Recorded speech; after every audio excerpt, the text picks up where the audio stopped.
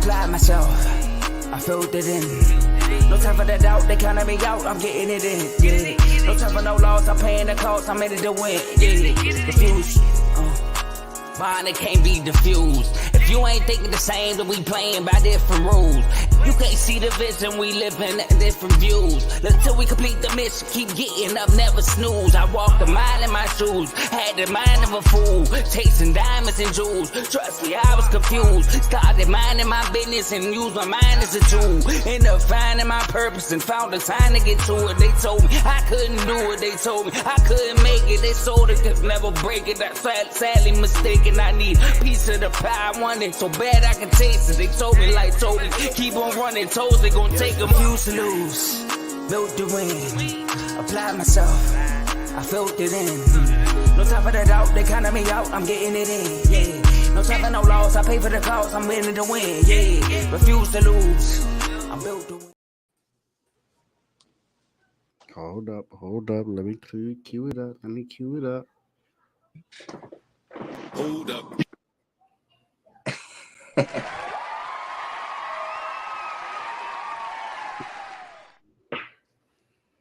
Welcome to another episode of BWT. I'm your host Teddy, and today we got a good show planned for you guys. We got two guests here with me. We got Davey Dollars and his brother Tony. How we doing today, fellas? All I gotta say is winning. Red Sox win again, so I'm feeling good. Glad to be here again, talking about some baseball. Let's get it, man. How you doing, Tony? Hey, I'm doing well. Not too many things to complain about. Since I've been watching and noticing that team with the team I never mentioned their name. They haven't been having such a great time. They got that one guy that keeps hitting home runs, but the problem is that the other team keep hitting them too. Anyway, but yeah, great to be with you guys again. Yeah. And if you guys don't know what team he's talking about the Yankees. But we're struggling right now, right? Still tied for first place. So can't be in a better spot. I just need to figure it out. Before we get started tonight, I want to make sure you guys are liking this video, commenting on this video, sharing it with any baseball fans that you may know. Make sure you are subscribed to this channel and every other channel on the Refuse to Lose network, because there are multiple shows. We've got CTC, FFC, RBO, In the Red Corner, Dave's Doghouse, King's Talk with Joe Jordan, and of course the main show, Refuse to Lose. Click the link in the description to become a member of those shows and also to subscribe. Because I guarantee you will not regret it. All right, fellas, so let's get into the first topic of the day, the All-Star finalists. They get revealed tomorrow. You can stop voting at 12 p.m. Eastern time, so make sure you get your votes in. But we're going to go through the top two at every position and see who we think should represent the American League as a starter. So we're going to start with the American League catcher, Adley Rutschman, who's hitting .294, 15 home runs, 55 RBIs, going up against Salvador Perez, hitting .281, 14 home runs, 52 RBIs. Tony, who you got?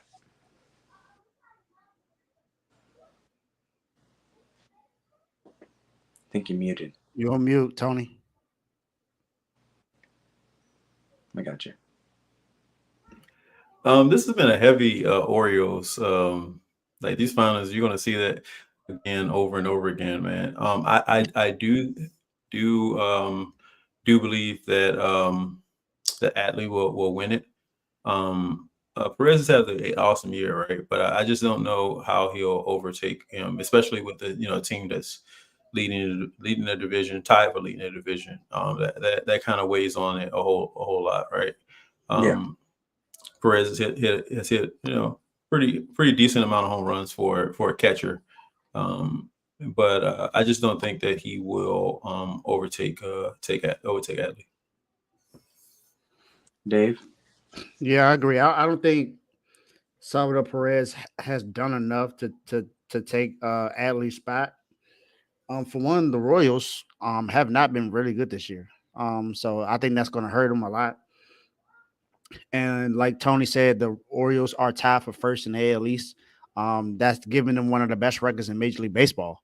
So when you're going against one of the best, we have a player pretty much going up against the a player that's on the one of the best teams in baseball, and that player, the other player, doesn't have crazy numbers.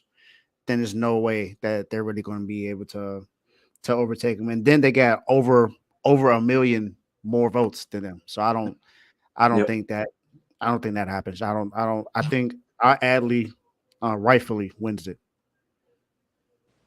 Yeah, I agree with you guys. I think Adley represents the American League as a starter. Like you guys said, the team's playing a lot better. The Royals started off hot. They started off insane, but now they're starting to come back to reality a little bit. Because remember, they are the Kansas City Royals. They had that 1 year, but they've pretty much been bad. But Teddy, haven't they? Isn't that what they've done every year? Like, I don't know why anyone expected them to do anything. They call off hot, right? They're kind of like the new video game, right? It's like playing Call of Duty, right? Call of Duty. Remember when Call of Duty kept bringing out game after game after game after game, right? They're kind of like that, like that in a sense. You know, it's like, oh, what do I need this for? All right, because it's irrelevant, right? Because I had something new. And that's what the Orioles represent is something new because they've been consistent for the last few years, and the Royals have consistently been bad in the last few years. Well, not the few years, but a very consistently long amount of years. They've been pretty bad. I hear they're going to be up for sale. So I mean, Teddy, you know, we can probably get some money together and George Bush this. You know, like the Texas Rangers this. Let's do it. I might get a couple dollars to throw in there. Wouldn't that be hot, right? You know, our two will get together and buy the Royals. We all get together. That would be majority owners of the Royals. I mean, who else can do it? I mean, it's not like you're gonna lose anything. Yeah. Yeah, that's actually a gain for us. Like podcasts on at home plate. Kauffman Stadium, just chilling. got Patrick Mahomes in the background. but yeah, Travis Kelce as the catcher. I'm glad you started with this one here because this is an easy one, man. It's not really something that you can look at and be like, let me think. You only got to think. Yep. So we'll go to first base. Vladimir Guerrero Jr. hitting 297, 13 home runs, 50 RBIs, and another Oriole, Ryan Mountcastle, hitting 273 with 11 home runs and 40 RBIs. I'll start this one off. As much as if you guys follow me on social media, I don't like this guy, right? Because of the trash that he talks about the Yankees and the organization and the fans and all that. But he's been playing some great baseball as of late. After his haircut, he cut his dreads, and he's been he's been one of the best hitters in MLB. He just hit like 2 home runs against the Yankees over the weekend. Had himself a great weekend. Unfortunately, was hurt after getting hit by a pitch. But I mean, I think Vladimir Guerrero Jr. should represent the Blue Jays and be the starter at first base for the American League in the All-Star game. Dave, who you got? Vladdy. This was easy for me. Vladdy. Now that Tony had already pointed this out, I'm gonna say this: why is there so many Orioles in this thing? Because the fans. I don't think Mount. This is so. allow me to have a smidget of a rant here. Um, the fan voting needs to change in all sports, football, basketball, and baseball. There's too many popularity votes when it comes to the fan voting. Why is it at 50%? I get it. We are the fans and we want to be catered to, but I also want to see the best of the best. I don't want to just see all the players on one team playing there, especially if all five don't deserve to be there. It makes no sense. I think remember one year when all the Warriors was in there, you had Andrew Bogut on the All-Star team. Like, seriously? Bro, Like, how about when the Royals had 8 guys leading yeah. the voting, and the only guy was Mike Trout? Like, That's what are we doing? oh my gosh. That's it. Stuff like that is why this is a rule that needs to be changed. Forget the other rules that we're going to talk about later. This is a rule that needs to be changed because the players and the coaches need to be the ones that are voting for the guys that need to be getting there, not the freaking fans. I'm a fan myself, but come on, let's be serious. There aren't 5 Orioles better than all five other positions in here. It's just that's not the case. So Vladdy is easily my vote when it comes to him and Mount Cancel. I'm taking Vladdy every single day, twice on Sunday, twice on Monday, twice on Tuesday. Don't matter. I'm taking Vladdy every single time because Vladdy's having a great year. And that's not to say that Mount Cancel is not a good player, but he's not Vladdy. It's Vladdy easily for me. Yeah, I don't disagree with either one of you said, right? I'm not going to have my rant yet; it'll come later on. But yeah, this is an easy one, right? First of all, they were. I still don't know how Mount Castle got in there. There are way more first basemen that are more deserving of that. I mean, you just look at Texas and there's some other teams there. There's some more deserving people that should be there. But let me jump on what David said here. I always hated the fan vote. I thought it was one of the craziest things that you could probably do. Get the fan involved. The way you get the fan involved is when you put the best players out there and you get them out there to play. That's how you get fans involved. As soon as the fan vote came there, we started having these crazy things. I don't like that whole thing about picking captains on the basketball team and they get to pick their team and stuff like that. This ain't 21 or 33 or whatever you want to call it. That's not what that's not what it is. And in baseball, it's even worse, right? It's even worse. 50% of the vote. 50% of the time they ain't even watching. They just know a name and they see stuff. You got a lot of people from Baltimore that just voting now because Baltimore has been a great team. I guarantee you're going to look at it. I guarantee you look at it. 90% of the votes that this guy got probably came from Baltimore. It probably came from the Baltimore area. So yeah. This is the first two were pretty easy to pick. Right? It was very very easy to pick, but this one here is too simple. It shouldn't have been there. You could probably skip this one, Teddy, because it would and the fact that the vote is so close, right? It is crazy bewildering to me, right? It's bewildering. I think it's what he's up by 14% or something like that. I think Vlad is up by. So I don't know how that's like that. But anyway, now let's talk about him for instance. He's become a better first baseman. Just being real, let's talk about him as a player. He's become better at that position. He's all we can hit. Everybody know he can. If he miss, he really gonna miss, right? He's what's the guy's name? I can't think of his name, man. The one that had the daggone gloves to make all that noise every time he's dude, I can't think of his name, right? But I can't think of his name. But anyway, and I'm picturing him right now.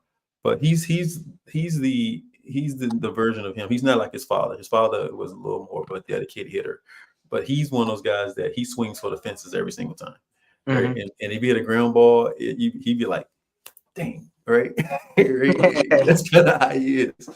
But yeah, but as far as being a position player out there, he's become a way better. Like he was scary over it. He was kind of like our version of Rafael Devers at third base, right? But now he's become a better position player though. Remember, he started at third and then he got transitioned to first. Yeah, he had that Kyle Ripken thing going on, which was actually smart for them also to Yep. do that with him. I don't think he so the third base thing, the hot corner was too much for him. I think it was just too much for him in his glove because he doesn't have a very good glove work. But at first base, you really don't need to have it. You just need to be positioned well, Yeah. right? So I think that worked out for him. Whoever, yeah, the coaches made a great decision moving him there. Yeah.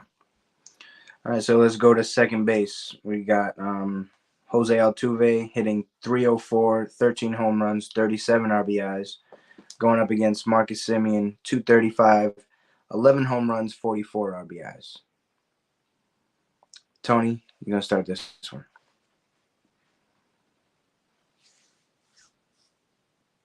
My bad. So see, the crazy thing about this one right here is like you look at a lot of things. These two guys are pretty short-handed at that position, right?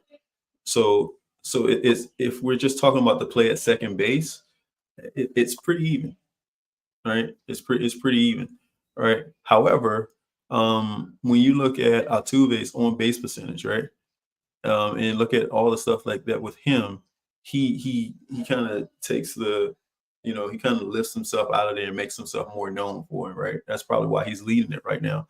I don't expect for that to change.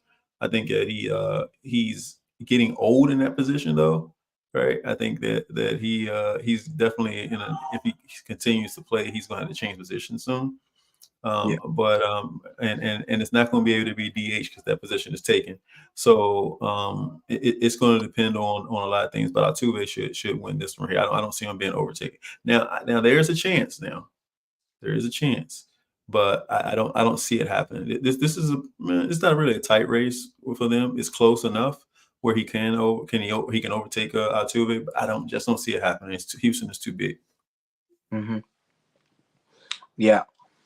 The only chance I have for Semien to win this is them wanting to have a hometown guy represent and be a starter because the All-Star game is in Texas this year. So that's the only thing. Altuve he's one of the greatest hitters in this game, career-wise, right? This year he's not. I mean, he's hitting 304, but the home runs and the RBIs really aren't there. But like you said, defensively he's hit or miss sometimes. So yeah, I agree. I like Altuve to win this, but if Semien wins it, I would not be surprised at all. Dave? I actually think Simeon will get it because he's in Texas.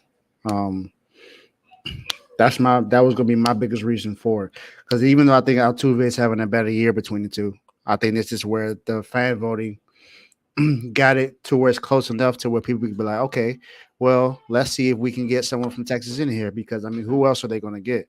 Mm-hmm. So I think this is their best shot to get someone on there that can start. So you got to have one out there, and they got him almost 1.5 million votes. So I think he gets in. Now I think Altuve deserves it more than Simeon, but I think with the way it's going to go, I think they're going to give it to Simeon. Okay. Shout out to Gio, first comment. Yo, what's up, brother? How about that L today, Gio? Damn. Hey, so real quick, I don't disagree with your analysis of this, David, and that's why it was really tough for me to pick this one. This was a tough one for me. That hometown crowd thing is big, but I would say this: the fan base in Texas is waning. Okay, so I don't think they're a flipsy flopsy type of group, and they don't really support that team as much as they should. Mm-hmm. Right? Yeah, if you go in and look at the stadium, sometimes there shouldn't be an empty for this team right here. There shouldn't be an empty seat. But you see it time and time when you're pan around and you see it. So I don't know if the fan base is going to push this as much as it can. Now, here's the thing. the Texas fan base is actually a huge fan base. It's not as big as the Yankees around the country, right? Because the Yankees fans are all over the country, right? It's not a small fan base, but Texas fan base isn't that small either. They rebuilt that team to where not just in Texas, but other surrounding states actually come in to watch that team play. So I wouldn't be surprised, like you said, for this guy to win based on fans, which it shouldn't be, but based on fans. I just don't see it because they're pulling from the same fans, and Houston has a more loyal fan base than the Rangers do. And that's why I went with Altuve and said that I don't think he's gonna be able to overtake him because in reality they're falling from the same fan base. It's just that the more dedicated fan base is in Houston. Mm-hmm. Yeah, that's true. That's true. Yeah. Yep. I ain't even think about it that way. Yeah. Houston is a much bigger fan base than the Texas Rangers. It's like the Carolina Panthers when it comes to the Texas Rangers. You saw how empty the seats were this season, even though they got a number 1 overall pick in the quarterback, but it wasn't really that great of a season for him. CJ Stroud should have been number 1 overall. So, but I get it. And it's sad because they just won the World Series. That's my point. Like you would think, like they don't have a hop on a wagon type fan base, right? You don't have a hop on the wagon. Think about this: Denver's fan base sucked. They had no fan base for real. As soon as the Nuggets made it to the finals and started playing, you saw all these Nuggets fans coming out of nowhere, right? And you were like, "Oh man, I didn't know these many people existed in Denver." Right? As Baby would say, coming out of the spider hole. But you get what I'm saying? Have you seen that with the Rangers? The answer is no, you haven't seen it with them. And that's what makes it such a sad situation. And he'll lose just because their fan base aren't dedicated enough to go and vote for him. Yeah. We go over to shortstop. Another Oriole, Gunnar Henderson, hitting .288, 26 home runs, 58 RBIs. With going up against Bobby Witt Jr., hitting .312, 12 home runs, 54 RBIs. Dave, I'm gonna let you start this one off. Why? I'm gonna let you start this one off. Why me? Because of your reaction. Oh my God! Start this one off. This was the hardest one for me. If you haven't watched my show, I've talked about both of these guys being dogs. I don't know where this is going to go because Gunnar Henderson has the lead vote, and for all purposes, he deserves to be able to start and to be able to be in here. But Bobby Witt Jr. has had a phenomenal year this year. Mm-hmm. He's been playing awesome. And he had one of the best streaks that we've seen in baseball so far this year. And like you said, he's batting .312 right now. He has 12 home runs, 54 RBIs. He's balling. So I think Gunnar Henderson is going to get it, but I would not be mad if they give it to Bobby Witt Jr. because Bobby Witt Jr. has been balling. He's becoming one of my favorite players in the league because I like Gunnar Henderson for one. You know how I feel about Mookie Betts. You know that's my guy. That's my favorite player. No one's going to take that spot. Ohtani is Ohtani. It's not much you can really say about him. And then you got Mike Trout, Devers, of course. I love Devers with Boston, but Bobby Witt Jr., man, he's tough. He's tough. I wish he was on my team. Not gonna lie. I really wish he was on my team because he would add some offense that we need. Yep. Tony? Yeah, this was the second toughest one for me, right? I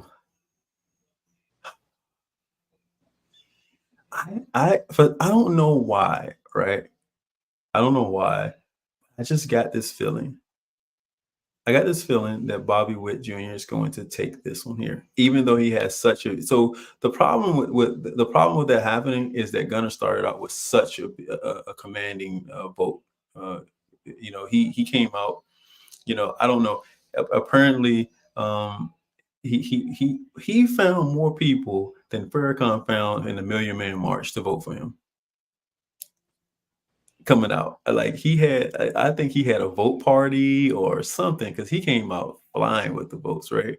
However, I mean, you can't put it past the guy. I mean, his doggone stats is something that you really can't, you can't overlook what he has. You know what I'm saying? I mean, he's a shortstop. He's a heck of a shortstop. First of all, Gunner is, and then he's hitting what 288. He has the home runs. He 13 stolen bases. He has all the numbers that's there, all right, for a guy at that position. The problem is that both of them are really really good as far as in that position as far as throwing people out. Because I don't know if you've seen Bobby play that position, but that man does some things sometimes where I'd be like, whoa. I was like, all right. And now you see why I think he should be on the Red Sox. Defense is something that we lack, and he would help that out a lot. Like, is there a ball this dude? No Diddy. Is there a ball this dude can't get to?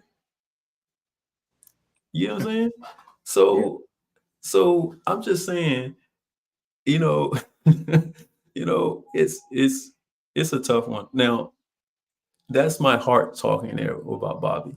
In reality, that Gunner's going to win it. Like, there's no way he'll overtake Gunner with the vote.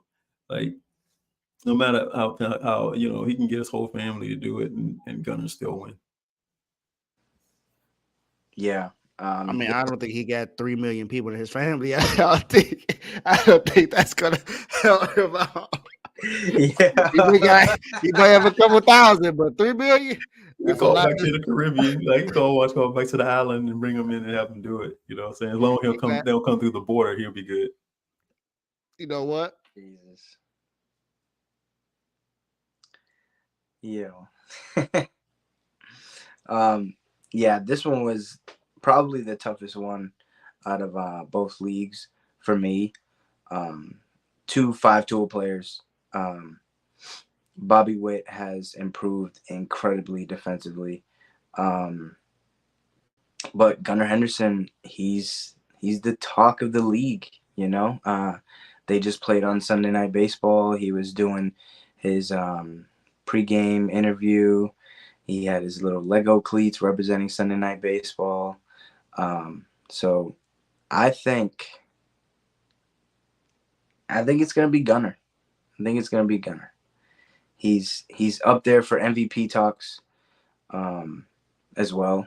I mean, Bobby Witt's earning every penny that he just signed for in the offseason. But Gunnar is he's incredible. And the problem with it, Teddy, is the same thing that his fellow player, what was it, catcher? Like, he has the same problem. Yeah. Right? Yeah. Let's hear on. Like, this is once again an Oriole versus a Royal.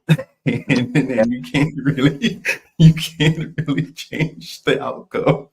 Yeah, I know, right? It's like they're destined to be this. This is like Groundhog's Day for the Royals, right? Like, it's Groundhog's Day. Lose. Go to sleep. Wake up. It's a different day. Lose. Go to sleep. Wake up. Lose. It's like it's Groundhog Day. Yo, this was certainly tough. And Teddy was wrong. He knew he was going to ask me first. He knew that this wasn't going to be easy for me because I like both of these guys. Because Gunnar Henderson, young player, but really, really, really good. He was a rookie last year, right?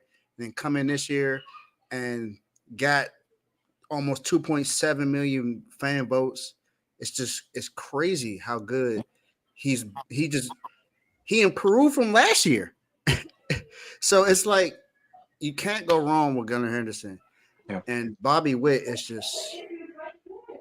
he's just a dog, man. He's just a dog. Yeah. So I'm fine with whoever gets this. I'm cool with whoever because they both deserve it. They both deserve it. And you know what's crazy is that the Orioles seem to be a shortstop factory, isn't it? I mean, just think about the players that they had at that position. This is a short, like even the guy that moved over to third base from shortstop, but can still play Yeah. shortstop. so It's like, hey, I it's a need shortstop Red Sox factory. office to talk to somebody in Baltimore and say, hey, who you got as shortstop in your farm that you ain't using right now? Hey, look. Man, they have a factory because if Exactly. you put up pictures of like their 4 prospects, dude, they look exactly the same. That's why Gunnar started growing a mustache so people can have the difference of him and Jackson Holiday. Yeah, because they look smack alike. They look exactly the same, bro. And it's like, I mean, It's like who can we find that looks? Oh, he looks like them. Grab him. and they're nasty. They're nasty, right? It's ridiculous. The Orioles farm system is up there in the major leagues. And Yeah, And it's both. It's not just hitting for these guys. It is on the field too. Like these guys are great fielders also at the same time. So that's why I said it's like is Rifkin down there coaching or something like that? Is that I what's don't going know, on? man. Because he's part of the ownership. He gotta be. He's part of the new ownership group that just bought them. So he is. yeah. Wow, I didn't know that. That's crazy. Yeah. Makes sense though. Exactly. You know what the Orioles farming system reminds me of? Oklahoma City. Look at the Thunder. Look at that system that they have going up. And now look at what they number 1 seed in the West. All young players for real. Really no vets. And you look at the Orioles team. They got some vets there, but most of their best players are young players. So Yeah. You know the Red Sox remind me of.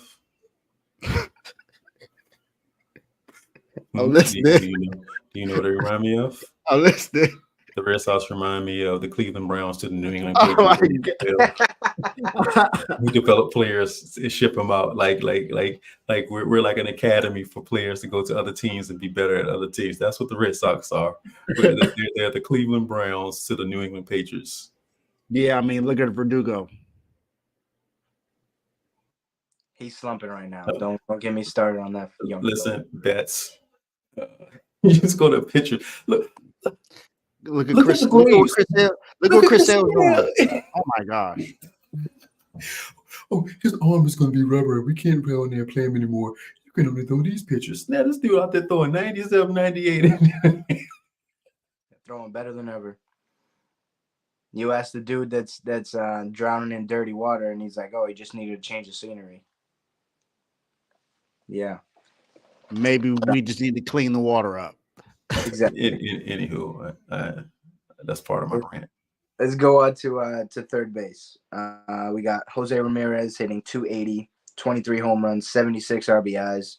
Going up against another Oriole, Jordan Westburg hitting 281, 13 home runs, 48 RBIs.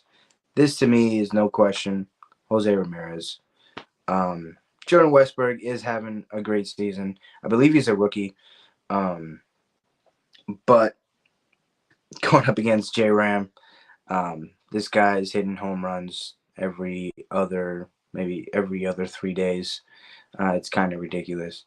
And his team is they're both in the top of their divisions, so you really can't hold that against any of them.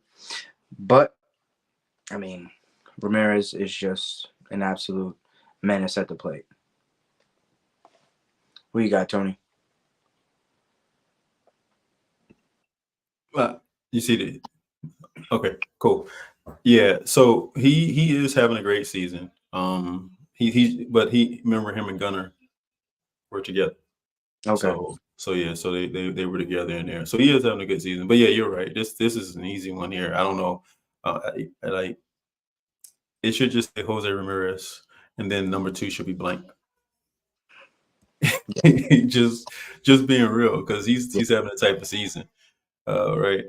Just a real rant. And I know we're going to talk about this later, but I'm just saying, just off name recognition, I don't know why one player isn't right here also. Right, and we'll mention that in the snubs section in there for me. I'll mention that, but yeah, I'm just surprised that another player wouldn't be there. Jose Ramirez will still win against this person, I think, but as a starter, but there's no way you can. I'm done talking about this. That was an easy one to pick as far as the guy there.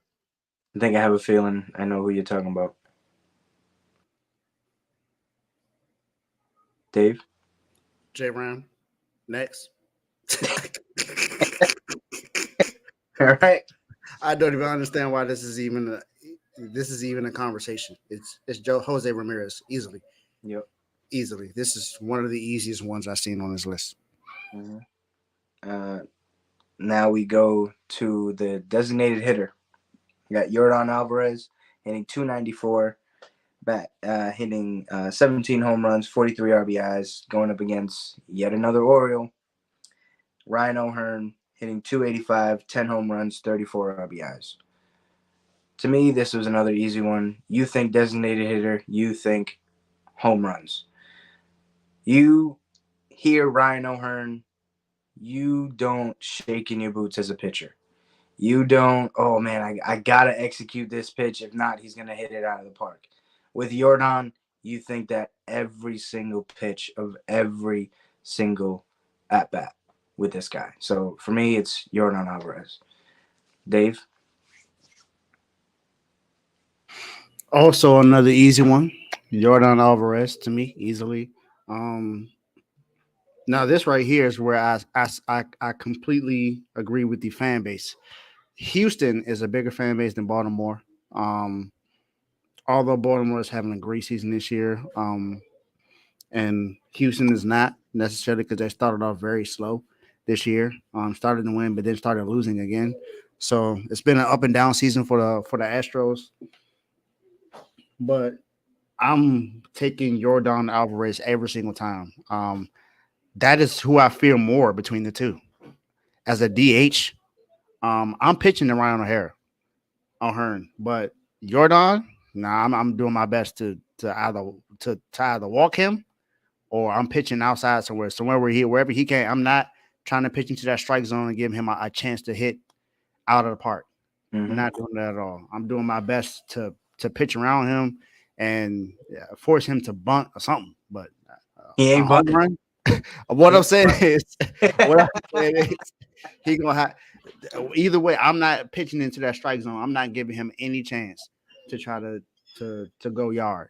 Just I'm not doing it. So Jordan Alvarez. Well, I don't really have much to say about this. I mean, it's Alvarez all day. I think that dude is probably a. I think of him as being the equivalent of a tiger shark in the water. Right? You see it, you don't mess with it. You leave it alone. You try to get away from him as fast as possible, and that's how this guy is. You walk him. He's not running nowhere. You just walk him. Right. Now that's difficult because Houston does a really good job of protecting him. They do a really good job of protecting him. So it's really difficult to walk him because you have someone behind him that can, do the same thing, right? Someone in front of him, someone behind him. So you can't really do it. Yeah. So that I think that's a great job of managing him. But yeah, it's not even point in talking about the other guy. I don't think the other guy is ready. Now the fact that this is so close of a vote bothers me. Yeah. It really bothers me. Yep. All right. So, but it's a really, really close race. Yeah. So, but yeah, it's Alvarez all day. Yep. All right. Let's go to the outfield where one spot is already secured by the captain, Aaron Judge. He was the all-star top vote getter for the American League. So we got His teammate Juan Soto hitting 303, 20 home runs, 61 RBIs. Stephen Kwan hitting 368, 7 home runs, 24 RBIs. Another Oriole, Anthony Santander, hitting 230, 22 home runs, 55 RBIs.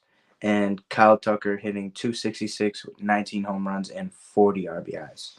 So I believe with this one, we'll pick 2 guys that you think will start. And we'll start with Tony.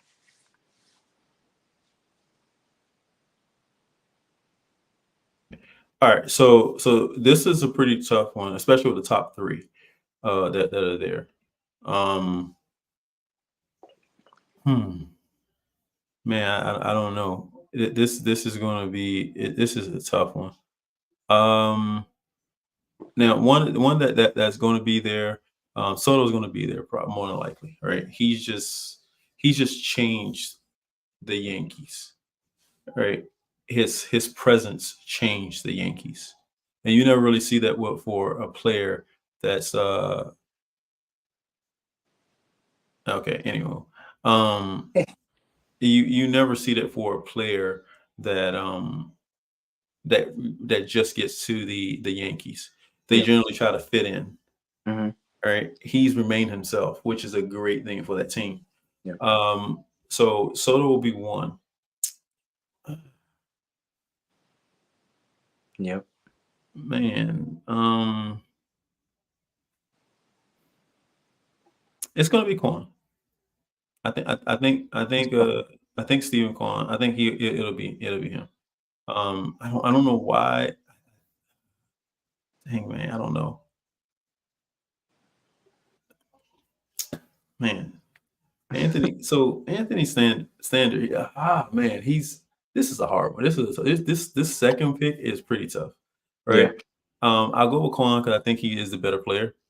I think he's better in the outfield also. But the other 2 guys are pretty damn good too. Pretty darn good. So you can't really you can pick, like, with the exception of Soto, right? Soto's there. But with the other 3, you can pretty much close your eyes and throw a dot and you'll still come out well. Yeah. That's how good this group is. Yeah. But I'm going to go with the 2 top vote getters right now. Okay. Either the 2 top vote getters, I think they are. But yeah, I will go with those guys. But this is the one time where I think that the Orioles will probably vote. What's the guy's name? Anthony Stander. As I say, Santander, right? Yeah. How you say it? Santander. Yeah, I think this is the one time where the Orioles fan base may show up and put him over in there, because Cleveland's fan base is just like most other ones. They're there and they're not there. That movie wasn't fake. It was a true depiction of the Cleveland fan base. Yep. Dave, who you got? Yeah, I wish I knew what movie you was talking about, because I don't. Oh, come on, man. Major League, bro. Major League. Charlie Sheen. Come on. Come on. Come on. Man. I forgot. Look, look. Gotta be put in the doghouse for that one. No, I don't. Joe Vaughn in there. I'm good. So, a Red Sox fan already got that spot. I'm good. Yeah, Soto for sure is in there. I think that's without question. I mean, there's a reason he got 3 million votes. He gonna be in there. Like Tony said, he's changed life in there. And the attitude, the aura of Soto has changed Yankees, because now you got other Yankees players that are actually showing themselves now. Because you know how, Teddy, you know how it is with Yankees. Most people don't go in there. They don't come with much emotion. You know, you got to come in there. You can't have face in your hair and stuff like that. Got to have a haircut and stuff like that, or whatever. You got to be sharp. It's like a military. It's almost like a military team that you're pretty much playing against. And he changed it. Verdugo has attitude. Was it the rookie that you guys had came up? His first hit, he was just excited, Ben. and the coach was like, hey, calm down. Like you a Yankee. You gotta relax. He like, man, forget all that. That's my first hit. I'm happy. Right? And then Exactly. Judge is coming out with attitude now. He's the captain. So I think he automatically gets in there for not just what he brings, but also because of everything that he does on the field. So he's hitting well this year. He's having a good season with the Yankees. So I think he automatically gets in there. Now, like Tony said, the other three is interchangeable. You could go with either one of them, honestly. Quan can easily get in there. I'll definitely be talking about him soon because he's a really good player. He's been having a really good year. But I'm gonna go with one of my favorite players. I'm gonna go with Kyle Tucker. I think Kyle Tucker is really good, and I think he's gonna get in there. I'm that fan base for Houston is huge too. So that's something that can get them in there. I think we've said that multiple times on tonight's show. Is that Houston fan base is crazy, and it's for every sport in Houston. It doesn't matter what it is. No matter if it's football, because the Texans they're gonna be hyped this year because with everything they have now. And then with the Rockets, they've always had a really good fan base. It's always been there, and the Astros are like, man, look, we won World Series recently, so we still got that. I mean, they were cheating, but still they got World Series titles. So that fan base is still that fan base is still feeling it. So I think Kyle Tucker gets in there. Now the other guys have a great argument, and Kyle Tucker's have a good enough year.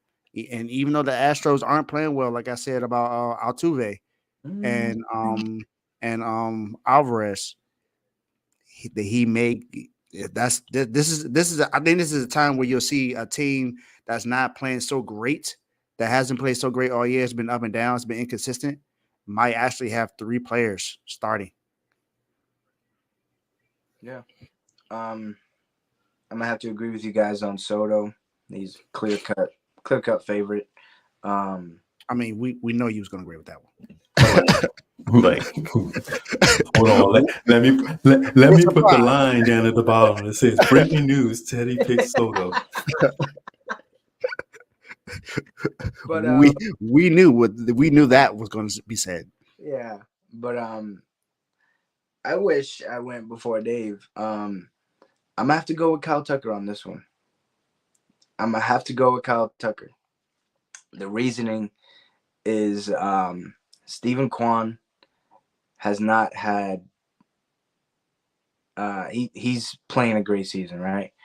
But he hasn't had as many at bats. He hasn't played in as many games because he was hurt for quite some time. And Santander, he just got hot. In June, he hit 10 or 12 home runs, somewhere around there. So his numbers are a little skewed, right? But Kyle Tucker is one of the most disrespected players in this league. He constantly gets overlooked because of the team that he's on. Talk to him, Teddy. Let him know, because they be disrespecting my boy. It's ridiculous. Kyle Tucker, he's an incredible hitter. He can play defense very well. He makes the All-Star team. He's gonna have to go to left field because Juan Soto will be playing right field. But he's got a plus arm out there on the field. He can run on the bases, right? So it's not like he's just a hitter, right? He hits behind Jose Altuve, Alex Bregman, Yordan Alvarez. Those three names right there, they just take all of the focus when you're preparing for the Astros. Yeah, they take all the aura. It's those are the players that you like. All right, who am I going to have to? Who do I focus on? Who do I don't want to hit? But you keep forgetting that there's a fourth guy that can also be dangerous, and you don't want him to get hot. Exactly. It's ridiculous. But yeah, Stephen Kwan, if he had the the number of at bats needed to qualify for all these stats, I would go with him 100% because he's coming off a Gold Glove season out in left field. He hits at an alarming rate. He's batting 368 right now. Aaron Judge's Triple Crown watch is at stake once he gets the qualifying things because he'll be at least 40 to 50 points higher than Judge in the average department. Exactly. So, I mean, but I got to go Juan Soto and Kyle Tucker here to fill out the outfield with the captain, Aaron Judge. Yeah, I thought that I think we all knew Soto was a no-brainer, but for me, and that's not to take slight on Santander because I think he's having a good year too, but Tucker is so slept on, and people don't realize how good of a player that he is, and because he has so many, because he has 3 other stars in front of him. And the names you hear for real are Jordan Alvarez and Jose Altuve. Those are the two main guys that you hear all the time.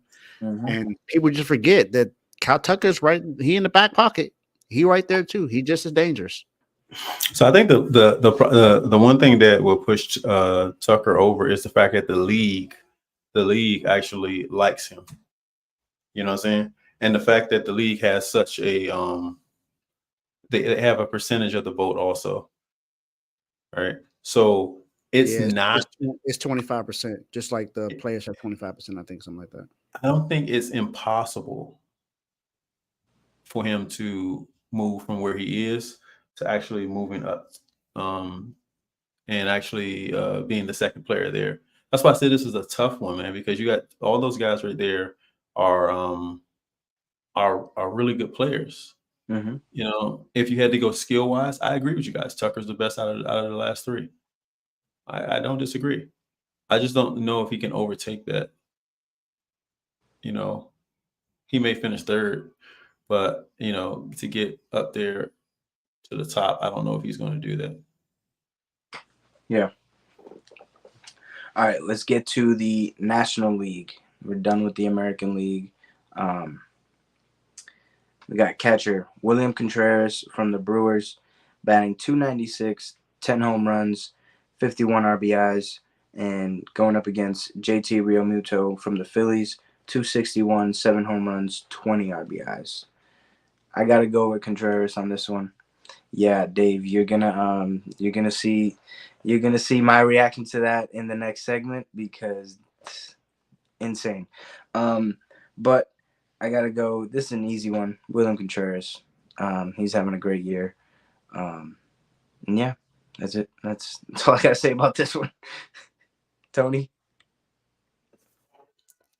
I mean, that's all I got to say about this, Teddy. You've probably spoken for all of us because I don't think that that JT is having a bad year, but you're talking about a guy at catcher who is, I mean, he is the epitome of what you want in that position. So I don't know if you could find a player. I mean, there's a lot of people who emulate him in the league, and when you got people that do that, that makes you the better player. Yeah. When people are trying to do what you do, you know what I'm saying? It's the same thing with Jordan. Everybody that whole concept of who the GOAT is and all the stuff like that. Like when you got people emulating you and trying to do the things that you do, that says it all. All right. So Contreras is my pick also. It's funny you mentioned Jordan because he's part of Team Jordan. He just signed this year. Yeah. Wow, didn't know that. Yeah. Dave?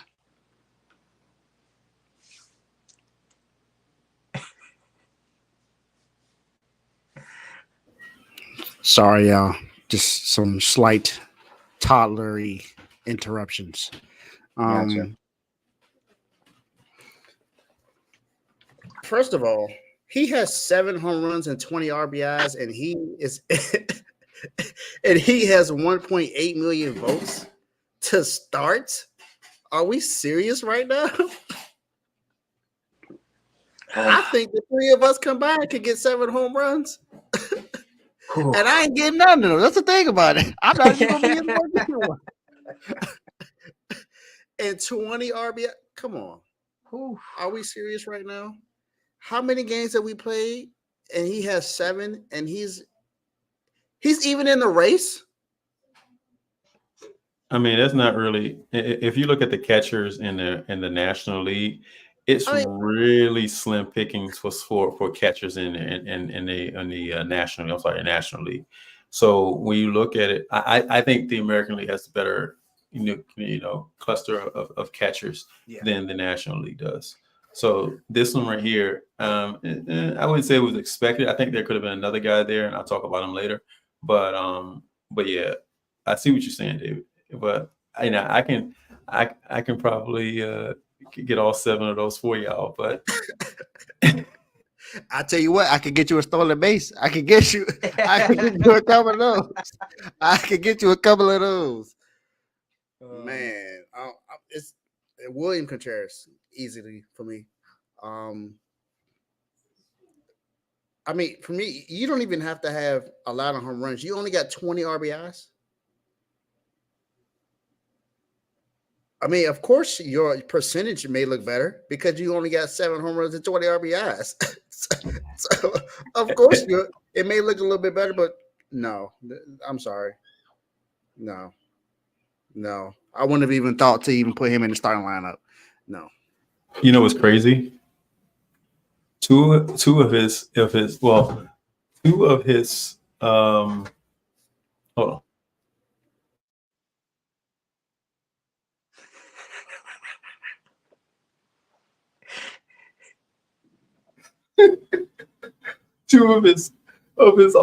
RBIs. One is getting hit by a pitch. I think one of his is getting hit by a pitch with the bases loaded, and the other one was walking with the bases loaded. Yeah, it's definitely not ideal. As a catcher, you want that guy to be kind of a power hitter.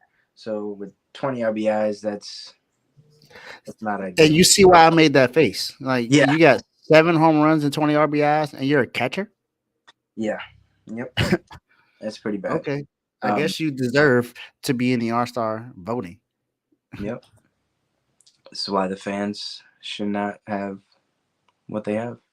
But let's move to the next position. We can skip over first base because my boy Bryce Harper has secured the top votes for the National League at first base. His first full season at first base. So for him to do that is incredible. He's played very good defensively at first base this year. So he's going to be a starter. We go to second base. We got Ketel Marte hitting .287, 17 home runs, 49 RBIs, going against Luis Arias hitting .314, 2 home runs, 22 RBIs. Dave, what you got?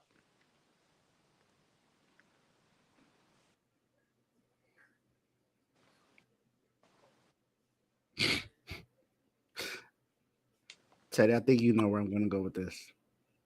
I don't know. It's tough, man. For me, this is one of the toughest ones. It's tough.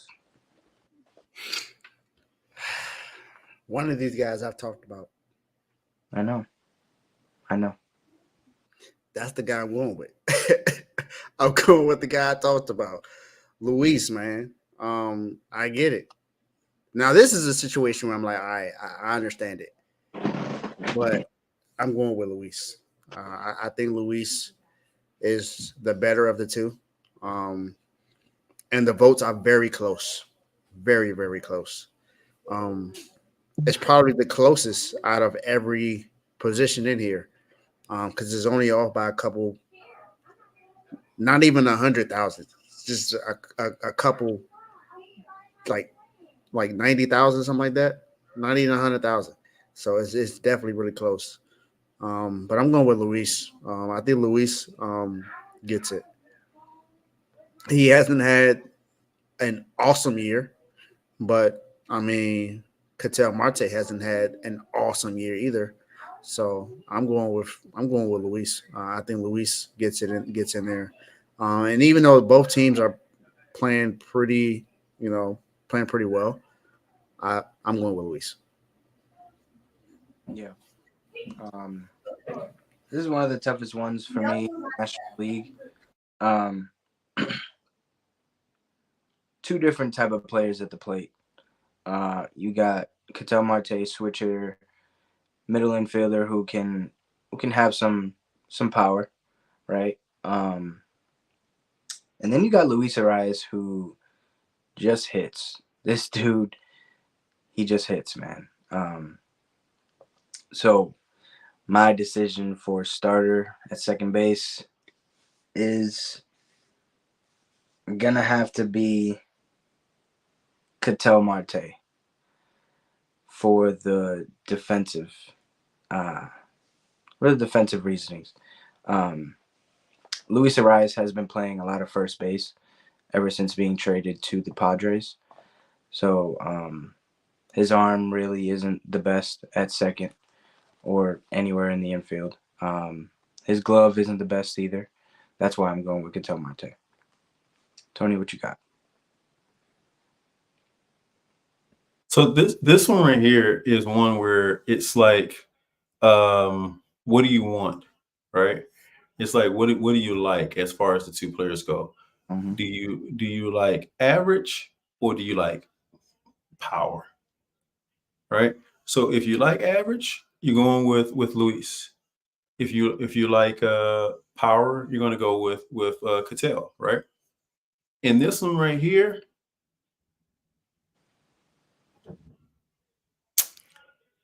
I like hitting.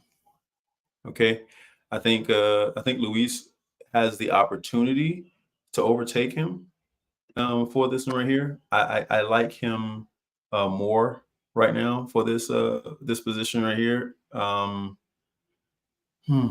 Teddy, you're right, man. This is a tough one. It is. It's a pretty tough one. But I'm not. Uh, yeah, I think I'm gonna go with Luis for this one right here. Yep. Because of that. Just what we just talked about. Yeah. Yep. Yeah, Joe. We got him on. We got him on. It took some Yeah, time. Joe. It took some time, but we got him on. Let's go to shortstop. This one to me is kind of like it's kind of weird because both guys were injured. One guy is currently injured. So I mean, I guess guys just got voted in from the fans. But we got Trey Turner hitting 332, 3 home runs, 14 RBIs, going up against Mookie Betts hitting 304, 10 home runs, 40 RBIs. It's going to be Trey Turner because Mookie Betts is still going to be hurt. Like, it's no question about it. What do you guys got? Yeah. I'm a Mookie Betts fan, but it's gonna be Trey Turner. Mookie can't play. There's no point. There's no point in even saying Mookie Betts. That's my guy. But it's Trey Turner. I think that's without question. Yep. Yeah, this is pretty much a by default type pick here, right? Like unless they're gonna allow people to be out there with in slings and crutches and stuff playing baseball, that's not going to happen. So it's gonna be Trey Turner. Yeah. Yeah. Although I would definitely vote for Mookie, but I mean my guy hurt. He ain't. Yeah. It's no way. It's no way. If healthy, Mookie wins Yes. 100% of the time. And I think that's why the voting is the way the voting is, right? And that Betts is actually behind in voting. If he plays, his numbers will be much better, right? And he would win by numbers. Now, not saying not now. Let's get it right. Trey's actually he's not bad either. Okay, he's not bad either. So I think he it's kind of like that whole thing with the with the Red Sox, right? The Nationals were an American League farm team for everyone else, right? Like look at it. Soto's gone, Trey's gone, everyone's gone, right? And look at them over there. They out there all stars right now. So so yeah, I wouldn't. If Mookie was there, it would everyone. I don't think anyone on this panel would pick Trey Turner over Mookie. But I mean, think about it. You wouldn't mind having either these guys on your team. No. Well, I'm not picking outside of Mookie. Well, I'm not picking outside of Mookie. We're both Red Sox fans, so we're not going to pick a. He in our eyes, he just forget where to go at. He's in. Apparently his GPS is off because he's supposed to be in Boston, but he's in another city. But for us, this is always a heartbreaker for us when we see his name up there with someone else. Yeah, definitely. And then we're gonna go to third base. We got Alec Bohm. Joe, it is. It actually is just like that. That's kind of crazy. That's crazy. The Washington teams just sitting there players that gonna be better somewhere else. Hey, they had some good picks though in this draft here. The problem is that in 3 years they'll be playing for the Oklahoma or somewhere else. There'll be some other team. Mm-hmm. All right, so let's go to third base. We got Alec Bohm hitting 300, 10 home runs, 68 RBIs. Going up against Manny Machado, hitting 268, 10 home runs, 45 RBIs. I'll start this one off. I gotta go with Alec Bohm here. He's improved a lot from last year on both sides of the baseball. Defensively, he was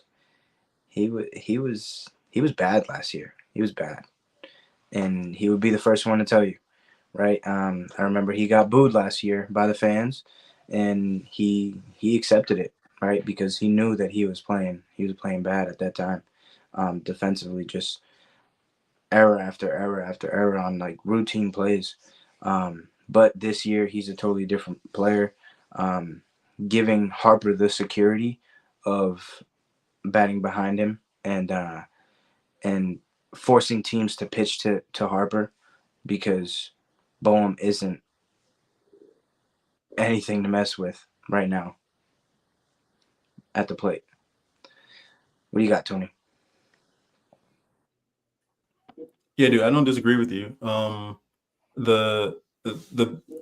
And this is weird, right? Because you would definitely expect Machado to be having a better season than he's having, right?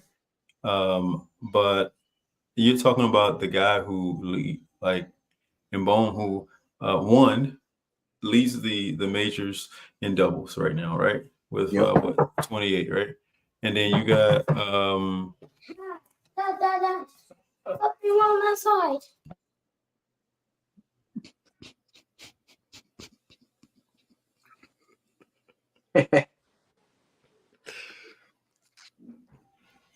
So you got a guy that leads the majors in doubles, and then leads the National League. That's my nephew. Oh man. My bad, y'all. They're shooting fireworks outside, and he's scared of those. But anyway, you got a guy who leads the National League in RBIs also. So when he's at the plate, he's bringing them in. You know what I'm saying? And he's hustling at the plate also. So he's stretching out singles for doubles a lot, right? 28 at this point in time is actually a lot for a player, and he leads the majors in that. So Machado is having a tough year. I don't know what's going on, right? Because Teddy, I mean, think about it. He normally hits for average, right? He normally hits a pretty good average, and he's really down this year. Mm-hmm. So I don't know. He's messing up the mystique of the Oreo shortstops. but yeah, Alec is gonna take this one. Yep. Dave? Yeah, Little I brother. agree. I think out of boom. I think he takes it too. 10 home runs a year, 68 RBIs. He has an 834 OPS. Batting average is basically 300. So I think he gets it in. He's on one of the better teams in the majors right now. Phillies are 56-29 on the season. This is a team that's playing very, very well this year. They're one of like 5 or 6 teams that got 50 wins this year. The Yankees are one, the Orioles are one. I think the Braves are another team. I could be wrong. But they're like 5 or 6 teams right now that are vying for the best spot in the majors right now, and the Phillies are definitely one of the best, if not the best, in the majors. So I don't. He's hitting good, whether it's from the left or the right. He has 49 RBIs from the right. He has 19 from the left. He's been walked about 20. He has a lot of walks this year. So he's a threat, no matter where it is where he plays. It doesn't matter if they play at night or they play at daytime. He can make something happen. So I'm going to go with Alec Bohm. Yep. And this next one is pretty easy, but designated hitter for the National League. We got Shohei Ohtani batting 316, 26 home runs, 62 RBIs, going up against Kyle Schwarber, hitting 250, 17 home runs, 49 RBIs. On 3, everybody say it. 1, 2, 3. Ohtani. Yeah. Easy. Look, hey, Ohtani, my Ohtani video is the only one that has over 800 views right now. So The people love them some Ohtani, man.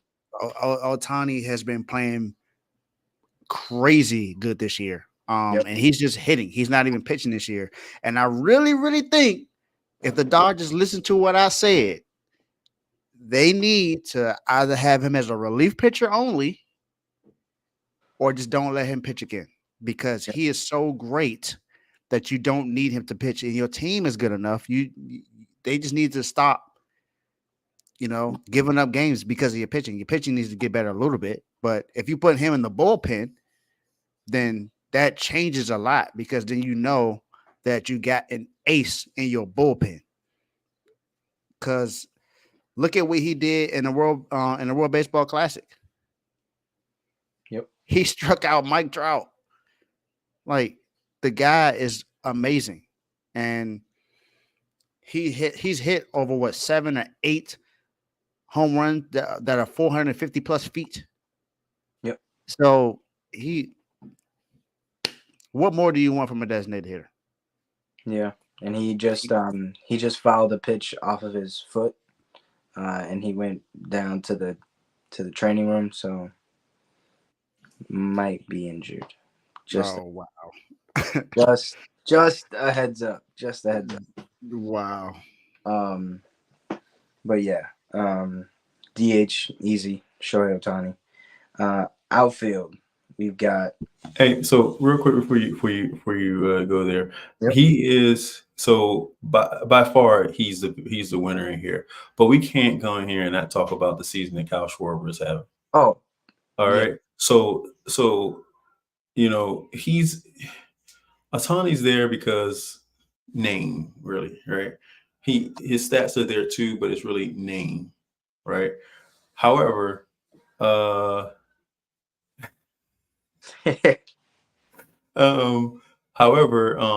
having a great year too. You know what I'm saying? It cannot be a overlook the season that he's having, and he's having it before. And by the way, I like to point out another Red Sox player that they let go. But anywho,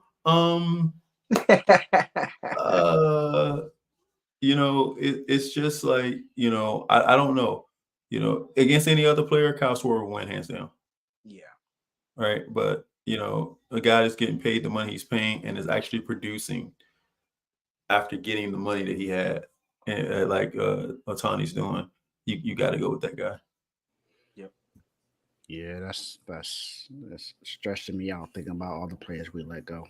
Yeah, and Kyle Schwarber is doing it from the leadoff spot. Crazy. Otani just moved there because of the Mookie Betts injury, but Schwarber's been doing it there from the beginning of the year. Yeah, let's go to the outfield. We got Christian Yelich batting .323, 8 home runs, 36 RBIs. Jurickson Profar hitting .314, 11 home runs, 55 RBIs. Fernando Tatis Jr. hitting .279, 14 home runs, 36 RBIs. Teoscar Hernandez batting .248, 18 home runs, 55 RBIs. Brandon Marsh batting .270 with 7 home runs, 31 RBIs, and Nick Castellanos hitting .231, 11 home runs, 42 RBIs. Teddy, I got an update for you. It's not baseball related, but we were talking about Asia Wilson earlier. She has 22, 8, and 6 in the fourth quarter. Hasn't even started yet. My girl. Yes, sir. What's the score of the game, though? The Fever cut it to 6. Gonna have to pick it up, Asia. Come on. Come on. Now you see what I was saying earlier. All right. For me, you can take these Phillies players off this list. Brandon Marsh is not an all-star. Nick Castellanos, not an all-star for me. At least a starter. But I'm going to have to go with Teoscar Hernandez as one of them. Tatis Jr. and Christian Yelich. What do you guys got?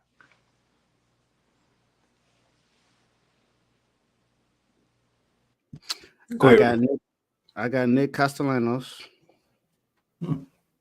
Fernando Tatis, and Teoscar Hernandez. That's what I got. Wow. Okay.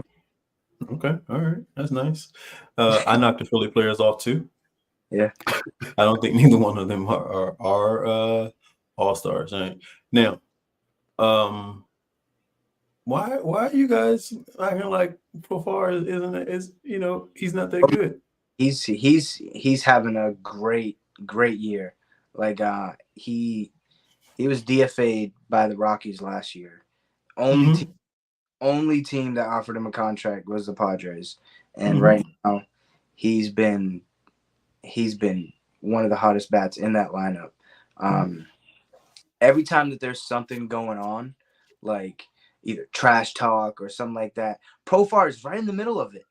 Like just the other day, I think it was I forget who they were playing, but he hit a home run, and then something happened later on in the game, and then he hit the walk-off. And instead of going to cheer with his team, he rounded first base and like started approaching the opposite dugout and was like, "Yeah, I'm him," like going crazy. He's talking trash, bro.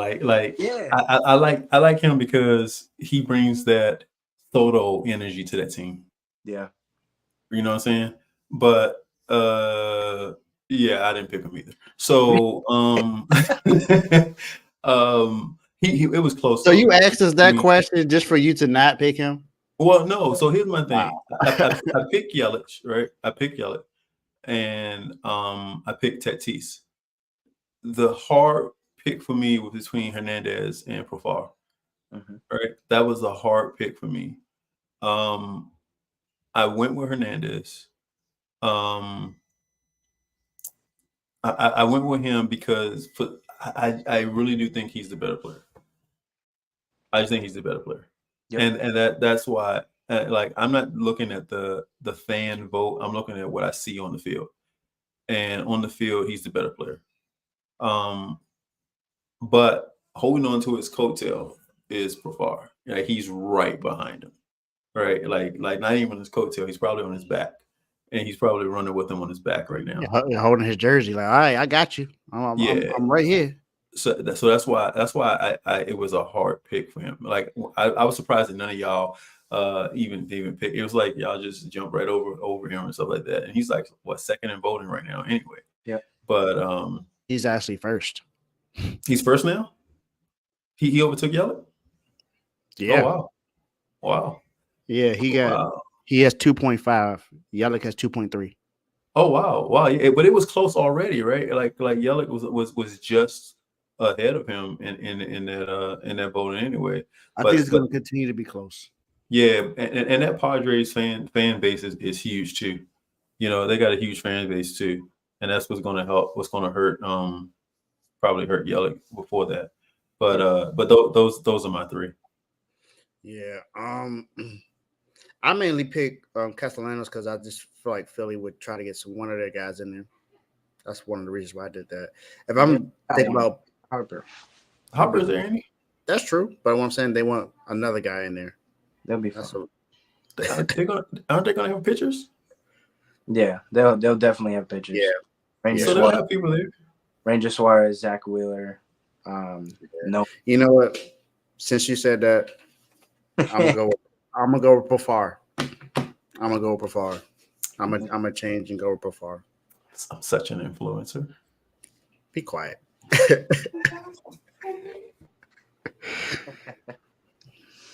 All right. So that's it for the All-Star finalist selections. Now we go to the All-Star snubs. So we'll give one per league. So one in the league, one in the National League. I'll start it off in the American League. Jarren Duran should be an All-Star. He's picked it up tremendously defensively. If you remember that clip of when the Blue Jays hit a routine fly ball, and he was just standing there like, and then it led to a inside the park grand slam. And he's doing it all. He's a 5-tool player right now. And in his last 10 games, I believe, he's on a little streak. He has like 10 extra base hits, 3 home runs in 3 straight games. He hit one tonight. And he's just been the starter for you guys defensively, on pace to get offensively, I mean. And he's on pace to get at least 40 stolen bases. He's hitting 288, 9 home runs, 39 RBIs. That was before tonight, so he's got 10 home runs with at least 40 RBIs. So he's on pace for a 20 home run, 40 stolen bag year. That's pretty good to me. I believe he was definitely snubbed in the American League. Teddy, I ain't gotta say nothing because you took that. That's absolutely who I was going to talk about. You heard me talking about him earlier. Jarren Duran for sure. I mean, we went on this winning streak in these series because he was a big part of that. You know, because I think Devers was kind of sort of down for a little bit, and then he came in and just was all right. I got it. You know, I'll help out, and it's mainly been those two guys. There's been some other guys where we got a rookie that's playing well too. So it's been kind of that. But Jarren Duran had for sure was a snub to me. I thought he definitely should have been voted in there, but the fans vote who they want to vote, man. I don't understand it. Yeah. Tony, who you got? So in my opinion, the player, you guys are okay with picking that the guys you pick, right? However, I just think that Rafael Devers should be there. I don't know why, but I just think he should be there. Like, this year has been his best year as far as his on base percentage, his WAR. He's 10th in the American League in WAR. You know what I'm saying? And then he has the highest the slugging percentage among all third basemen in the American League. All right. And like this year, he's actually been getting on base. He's been walking a lot more. I haven't seen him do that, and I've asked for that for so long for him to just sometimes let some of those pitches go, but because he swings at everything, he think he can knock everything over the wall. This year, he's been a more disciplined player. I don't disagree with you guys with David with Durant, right? I don't disagree with you guys with him. He's having a great year. I was ready to get rid of him because after that Texas that thing with the Blue Jays, I was like, hey, he got to go. Like we can lose, but we can't lose like this. Yeah, we were losing badly. And I'm like, come on, y'all. This can't happen. But the Red Sox will probably like mark my word right now. The Red Sox will probably lead the American League in steals before the season, especially when they play the Yankees again, because apparently the Yankees know the ball down there. They had what, like 9-10 in that game or something like that. Yeah, I think it was 9 in one game. Broke a Red Sox record too. Yeah. So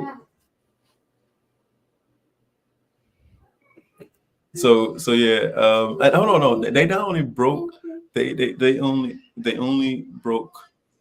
broke the Red Sox record, but I think they either tied or broke the record of steals in one game against the Yankees too, all in that game too. I think so.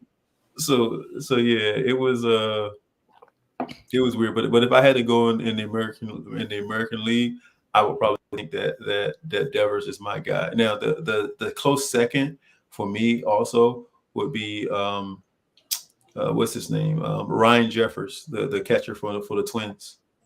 All right, I think he's having a phenomenal year, but the Twins are having a phenomenal year. Yeah, right. So he will probably make it as a he'd probably be on the bench maybe, so he may make the All-Star game. But the fact that his name wasn't mentioned in the mix for the catchers in the the catchers in the American League was baffling to me. Yeah. Yep. Yeah. Yeah, definitely. I think Ryan Jeffers was snubbed as well. But to me, the most obvious one was Jarren Duran. So that's why I went with him. Mm-hmm. And I heard your little shot at the Yankees. No, so it's not really a shot, right? I'm just saying that. Well, I don't know. You guys, I never really thought of him as being, and I thought he calls a great game, but as far as throwing out players for stealing, he's easy to steal on. His position mm-hmm. is horrible. So it doesn't give him the ability to transition fast enough because mm-hmm. he's too busy trying to be in position to catch the pitch versus the other way around. So that's why they can steal. But I mean, that's this year's Red Sox team. If you had to think about this team, all you have to think of is small ball. Mm-hmm. They play small ball. Yep. So they do the small things. They bunt for hits. They steal. They do all those little small things. And so that the problem with the team and the reason why their record is what it is because after all that, they're so doggone tired on offense running the bases that when they get on defense, they're tired and they have too many mistakes on defense. Right. Yeah, so it's really a catch. I guess you would call it a catch-22 for them. Like a little steal, but so but in the last few games, if you notice, they've actually controlled that.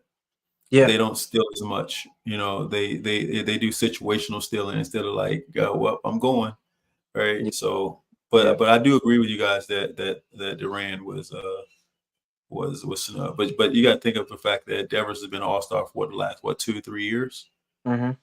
Right, and the fact that he's having an even better year, he's not putting up the numbers home runs like he did before him, but as far as overall what he normally does, I thought it was a snub. Yeah. All right, so let's go to the National League.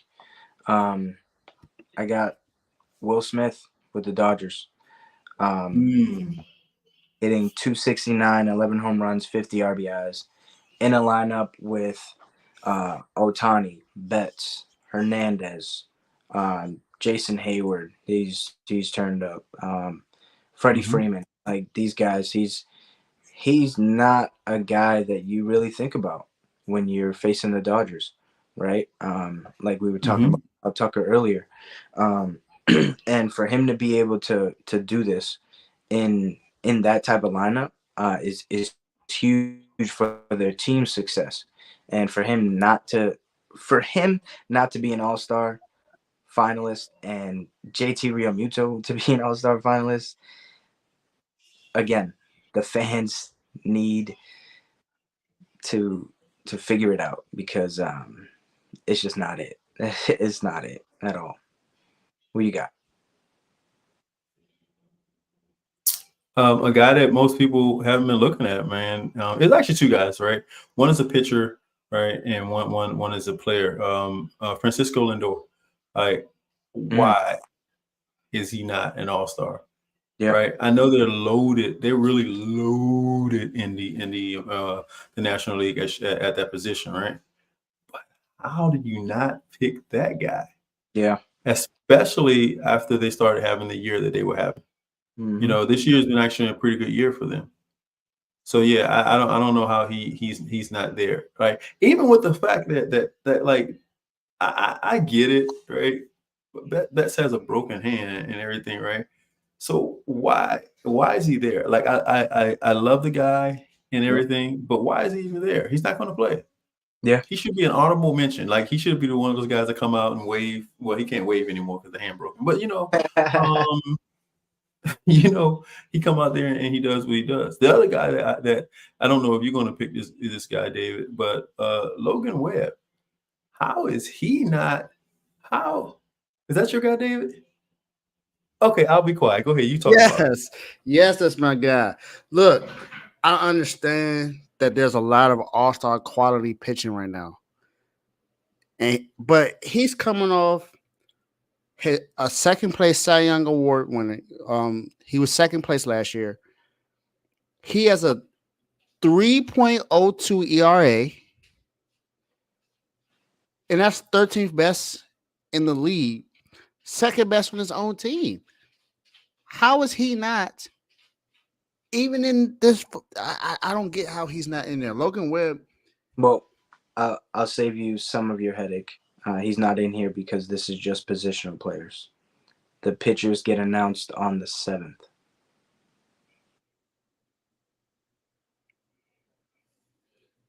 Still, So they do, Teddy, but they've already come out with a with yeah, a list Yeah, already of pitchers that right. are going to be there, and and he's his name ain't not there. there. I don't know how. 9 National League pitchers have an ERA of 2.99 or better. 21 rank in the top 10. At least one in the ERA, one in WHIP strikeouts per 9, or win probability added. It's 4 Philly starters, 3 from the Dodgers, 3 from the Braves. Well, there you go. Like, Look at come on, man. just look at the teams, right? You got 3 teams at the top of their division. And then you got the Dodgers. The Dodgers guys, they're gonna be put in, right? Because of the fans. It all comes down to these fans. And that's the worst part of it. You know? They don't appreciate the value of pitching.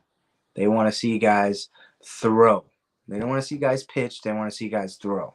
If you're not throwing 100 or sitting around that range, like 97 to 102, the casual fans don't really care.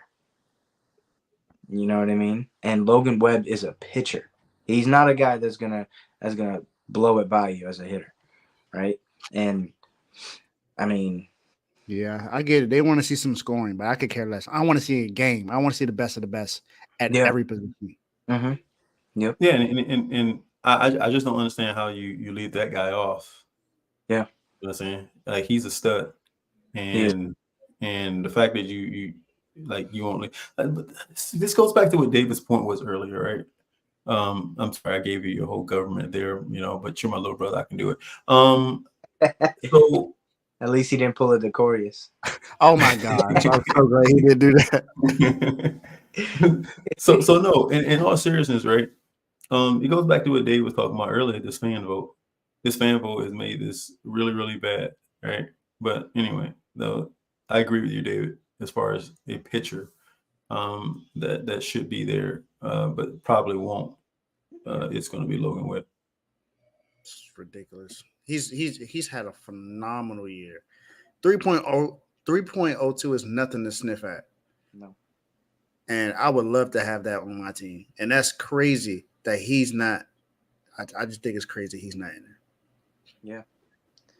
I like Tony's too with Lindor. He has improved tremendously offensively ever since going to the leadoff spot.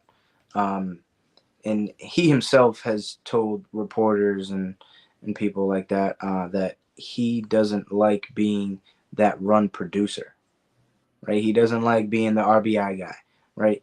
You got guys like Pete Alonso on your team. You shouldn't expect Francisco Lindor to drive in 80 to 100 runs, right? Mm-hmm. The guy that gets on base for those guys. And Francisco Lindor has been that guy ever since moving to that leadoff spot. And you got to give credit to the Grimace era as well when you talk about the Mets. Exactly. That Grimace era, that's when the Mets started winning. I think they were 11-3 in the Grimace era. From last time I checked, I think it might be a little different because that was like that was a while ago when I made that. But 11-3, that's best in the majors. Yeah. I think just like other teams in there, you gotta play to the strength of the player. And the one thing is that he makes pitchers nervous when he's on base. Oh, right? yeah.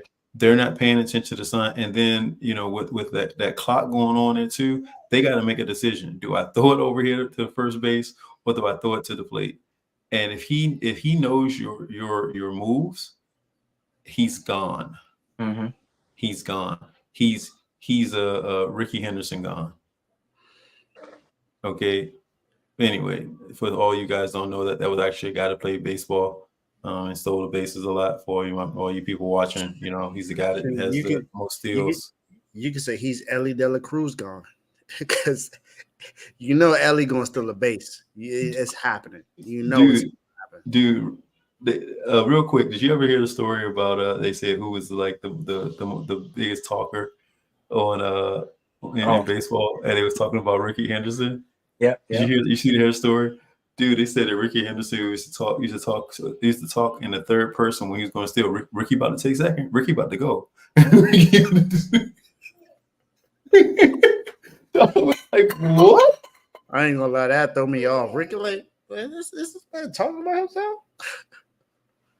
Yeah, that's crazy. Are you Ricky? Yeah. Are you Ricky? Be out there like Ricky about to have fun. Ricky about to ruin your day. Yeah. So that's it for the snubs. Now let's get into these derby rules. Tony sat up for this one. Since you set up, So I'll go through the new rules and then we'll react to them. In the first round, you have 8 hitters, 4 advance. Tie is broken by the longest home run.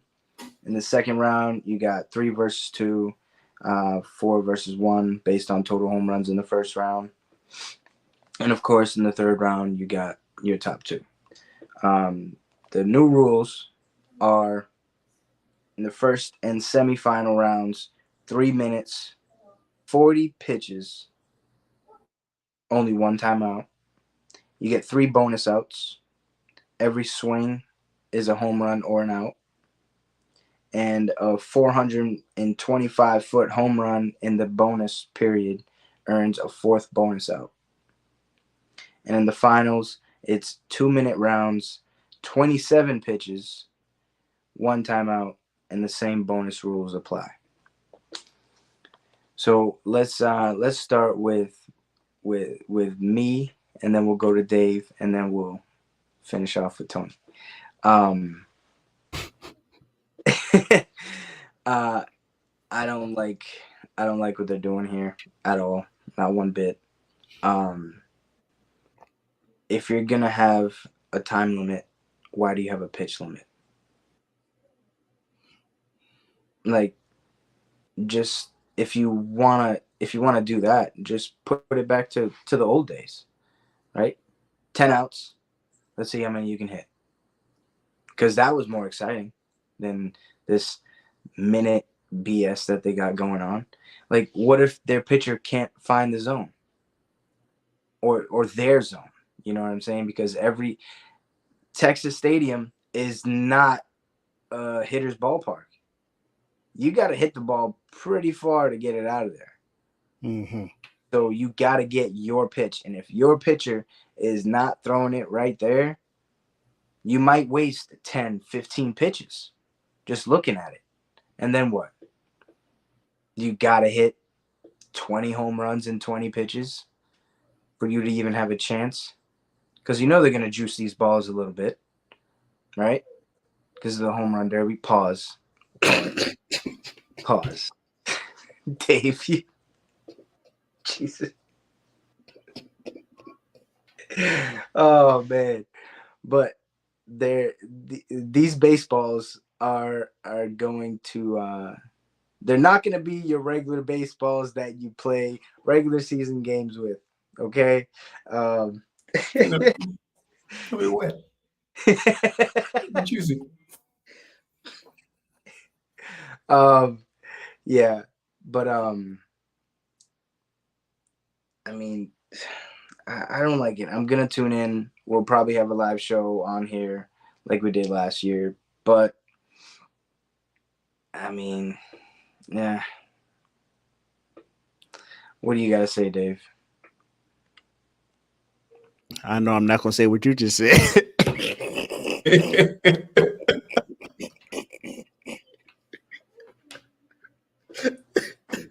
Oh man.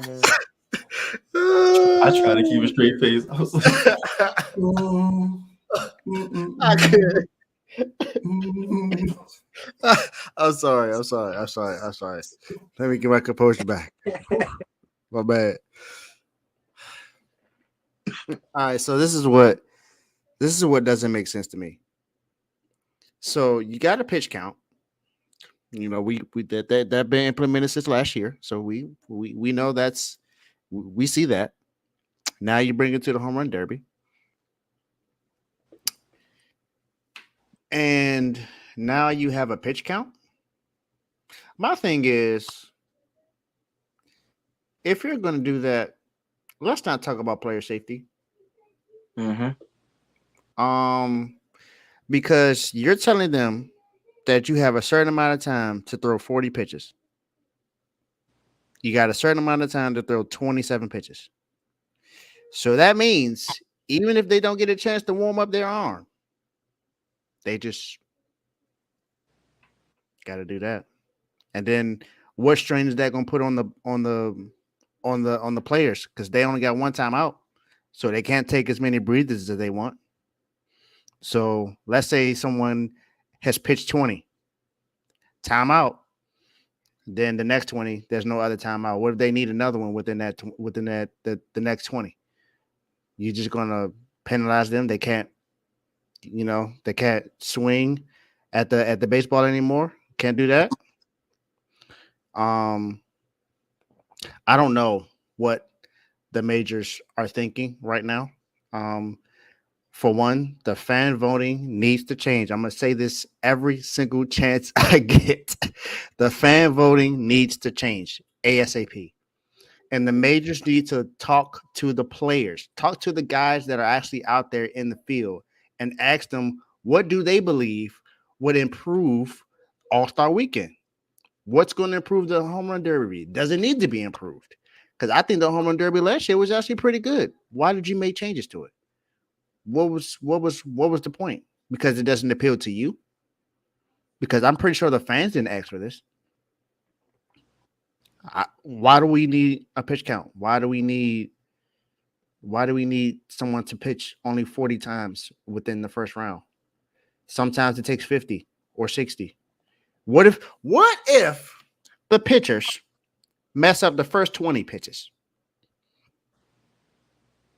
Now that skews what the who's in the home run derby now. Now the hitter can't hit the ball at the park because they throwing it behind them. So somebody's going to throw a perfect pitch every single time. We know that's not going to happen. So you limit them to 40. That's just stupid. I'm gonna say it just like that. It's plain stupid. Now that's all I got to say. I'm pretty sure my brother got more to say, but that's my point. Stop changing the rules without getting the players involved. You have the players there for a reason. The players are out there playing the game.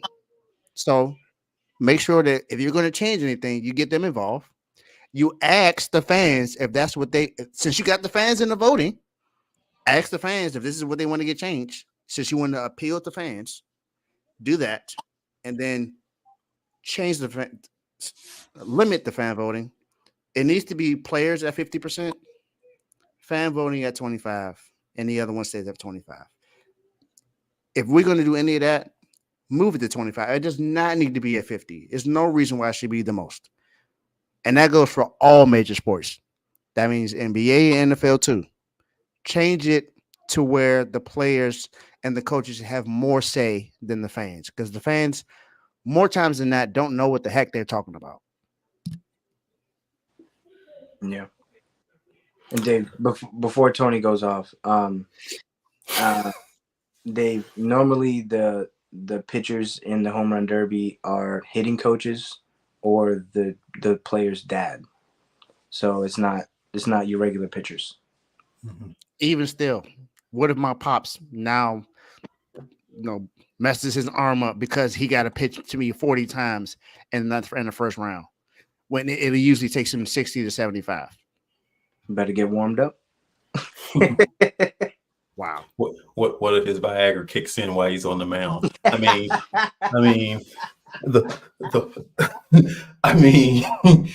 mean, come on, man. Like in all seriousness, these are some of the dumbest rules I've ever seen in my life, man. The dumbest changes I've ever seen in my life. Like, I don't really want to come in here and go off on Major League Baseball, but guess what? I'm going off right now because this makes no sense. 40 pitches? Like, why? You have enough. Okay, I said only one, but it's gonna be two. No Diddy. You have enough balls in the ballpark. It's not that you're gonna run out of them. Like, what's the point? And then like here's the thing. They're not going to be throwing any pitches over 40 to 50 miles per hour, right? Like it's going to be really a thing like that. But if that's the case, just bring the machine out. Yeah. You know what I'm saying? Bring the machine out. Let the little kids sit out there and catch or whatever. Make it real batting practice for them. If you're going to do this right here, because then the machine is on a timer. You put it in the area where they like it. The machine always goes there. You get the home runs you want. If you want to change it, like, these rules make absolutely no sense, right? And then how you get in the move, okay, if you come in here, you get bonus pitches if you hit it over 425 feet. So I got to hit it all the way over out here to go do this. How many bonus pitches are you going to get? How many bonus? That doesn't count, of course, the timer now. So now they can sit out there and throw as many pitches that they want before they got to swing. Like, it makes no. You've lengthened. The rules already lengthened the game. When it was back with 10 hours, it wasn't that long. Now it takes all night long. Yeah. Like, dude, I can get through a Donald Trump speech before this All-Star game is over. And you know how long he goes. He rants. Jeez. Like, for real. Like it just makes absolutely no sense. And it's not in the interest of the players. And I disagree with my brother. Like, the players should get 65% of the vote.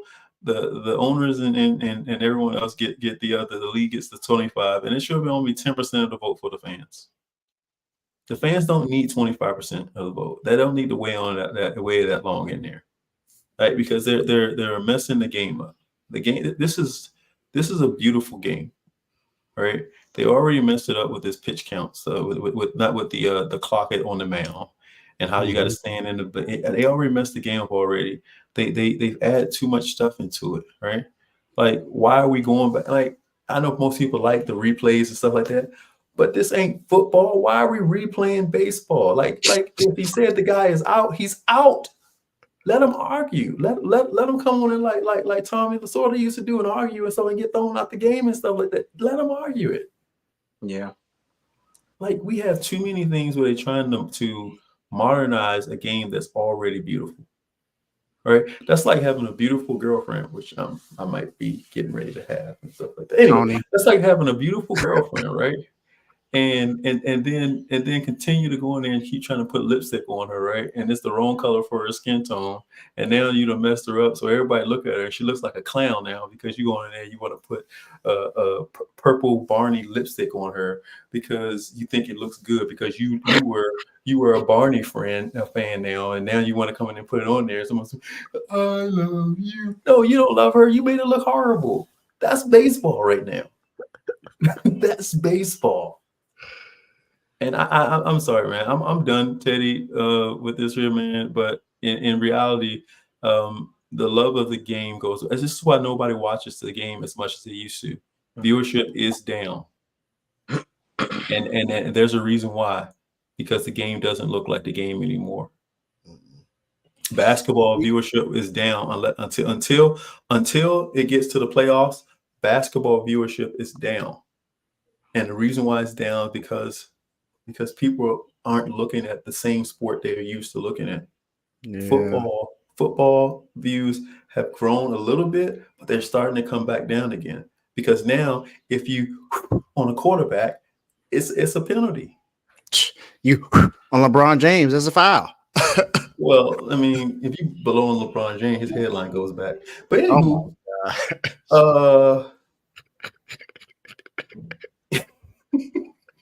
anywho, it is not the game as we used to see in Teddy. And Teddy, you're a baseball fan. You love the sport, right? This is why you're the host of this right here. And I'm pretty sure, like, there are times when I watch the game and I get emotional because I'm like, this isn't the game that I love. And baseball, most people think, because my brother would tell you, because of my accolades in football. Most people they think that football was my favorite sport, and football is not my favorite sport. My favorite sport is by far baseball, and the game that I love has changed so much. Yeah, I don't want to watch it anymore. It really has. Kind of crazy. So this is where I kind of sort of disagree.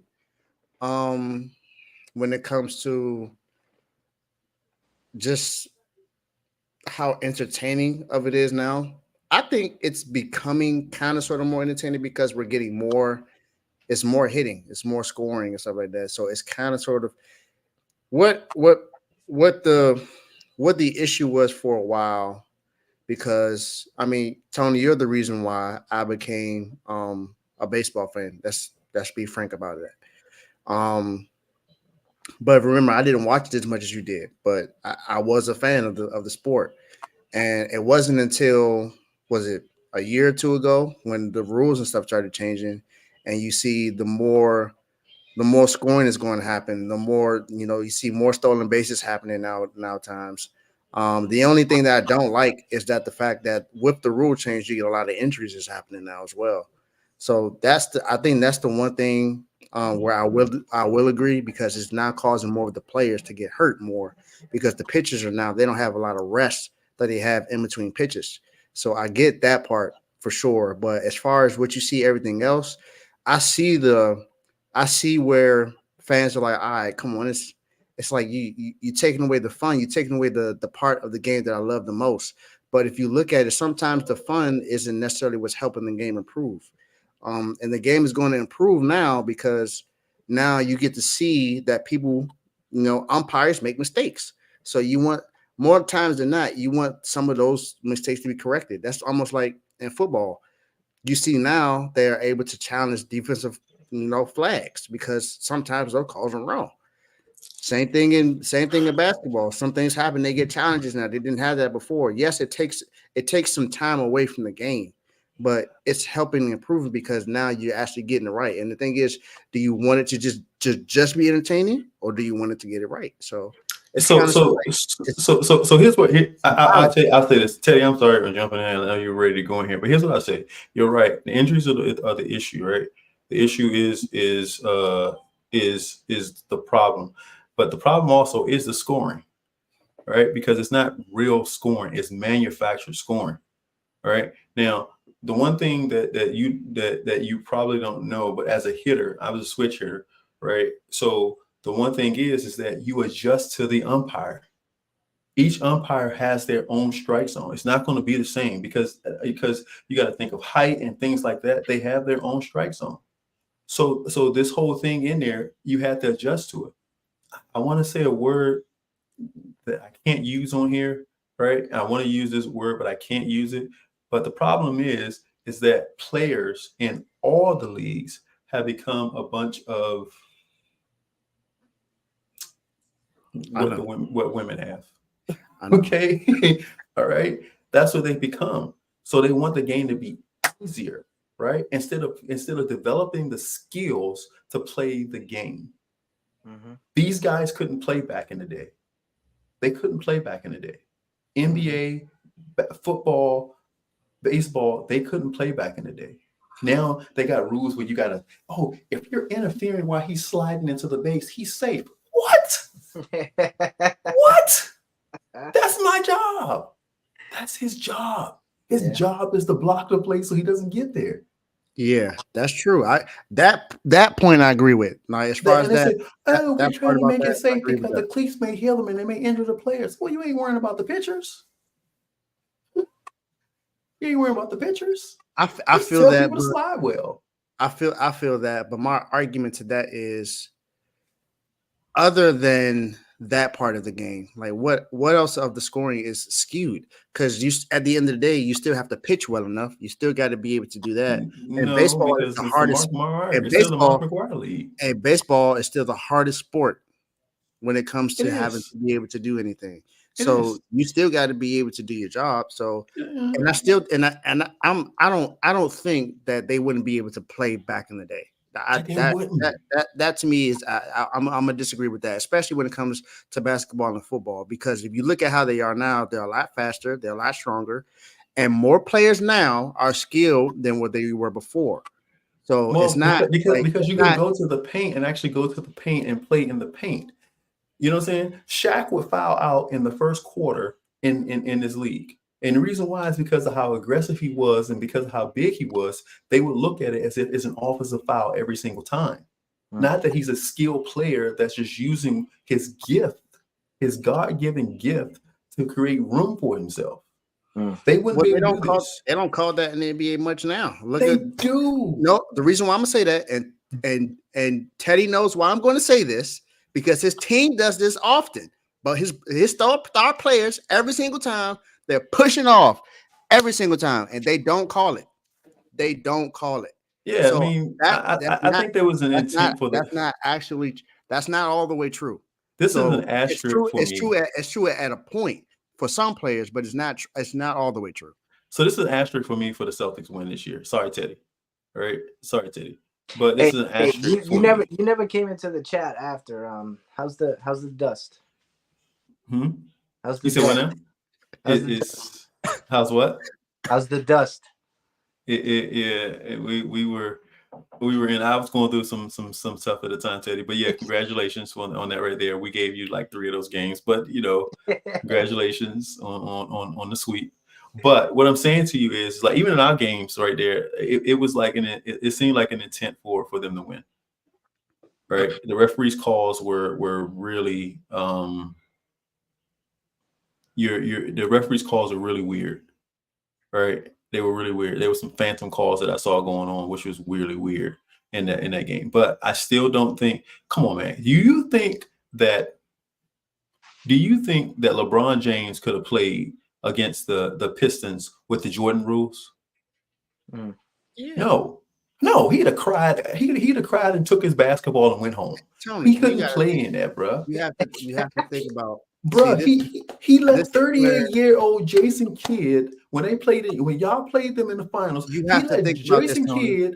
Tony. He posted up Jason Kidd in the paint and threw the ball out, and everybody's excited. Oh my God, he got a triple double during the game. Dwayne Wade missed a quarter and a half and still outscored him. But that's because the rules that's how it is now. He would have adjusted back then because the mentality was different, Tony.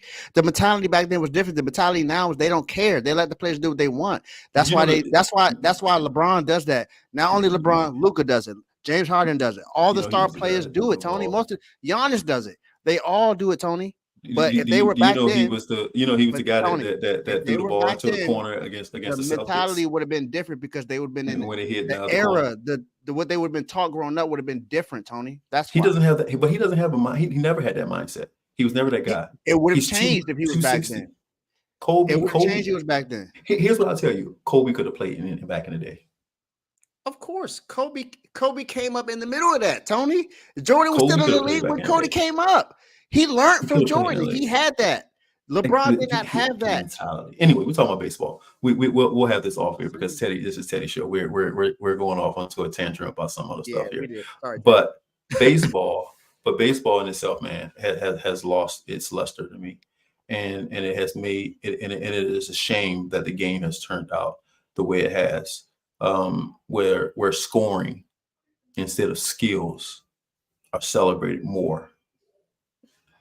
You know what I'm saying? Scoring is celebrated more than skills. You don't have to be skilled to play baseball anymore. You still got to be able to hit the ball. They still have to hit the ball, but you don't have to be skilled to play anymore because the rules have changed so much where all you have to do is cry, and a call gets changed. Now, I will say there was one umpire that apparently he was like Red Fox and Della Reese and what's the movie Harlem Nights? He was like them where they were sitting at the thing like this.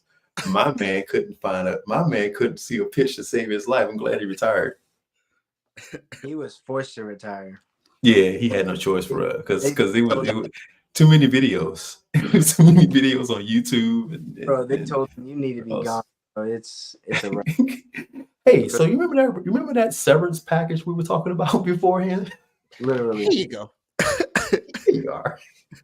We're gonna give it to you a little early this time. We think you've done a great service for us. It's about time. It was kind of like Joe Gibbs in the final years when he coached the Redskins the second time, right? Because they were like, is he still trying to do the power toss? Hey Joe, here you go. Go be an executive. Go focus on NASCAR racing. We got you. We got everything on. But damn, that was that got a little heated, and I love it. That both sides definitely brought up some good points there. This is what we do as brothers. Oh yeah, we always find a way to debate. Oh yeah. I definitely have to agree with Tony about the scoring, and I mean, I wouldn't say you don't have to be talented to play the game, but I definitely see why he says that. But I mean, it's definitely, and then now they're talking about bringing robot umpires into the league, and it's like, yeah. See, I'm not with that. I'm not with that. That's no. What are we doing? That's a little too much. I want to be able to turn around to this old umpire that just made a terrible call and let him know he just made a terrible call. Like, what are we going to do now? Talk to her? You're going to put it in your little Apple Watch? Bad call? Like, is that what you're going to do? Like, come on, man. Like, what are we doing? Yeah, I don't know. I don't know what's the deal with that. That robot gonna turn around and whoop you all.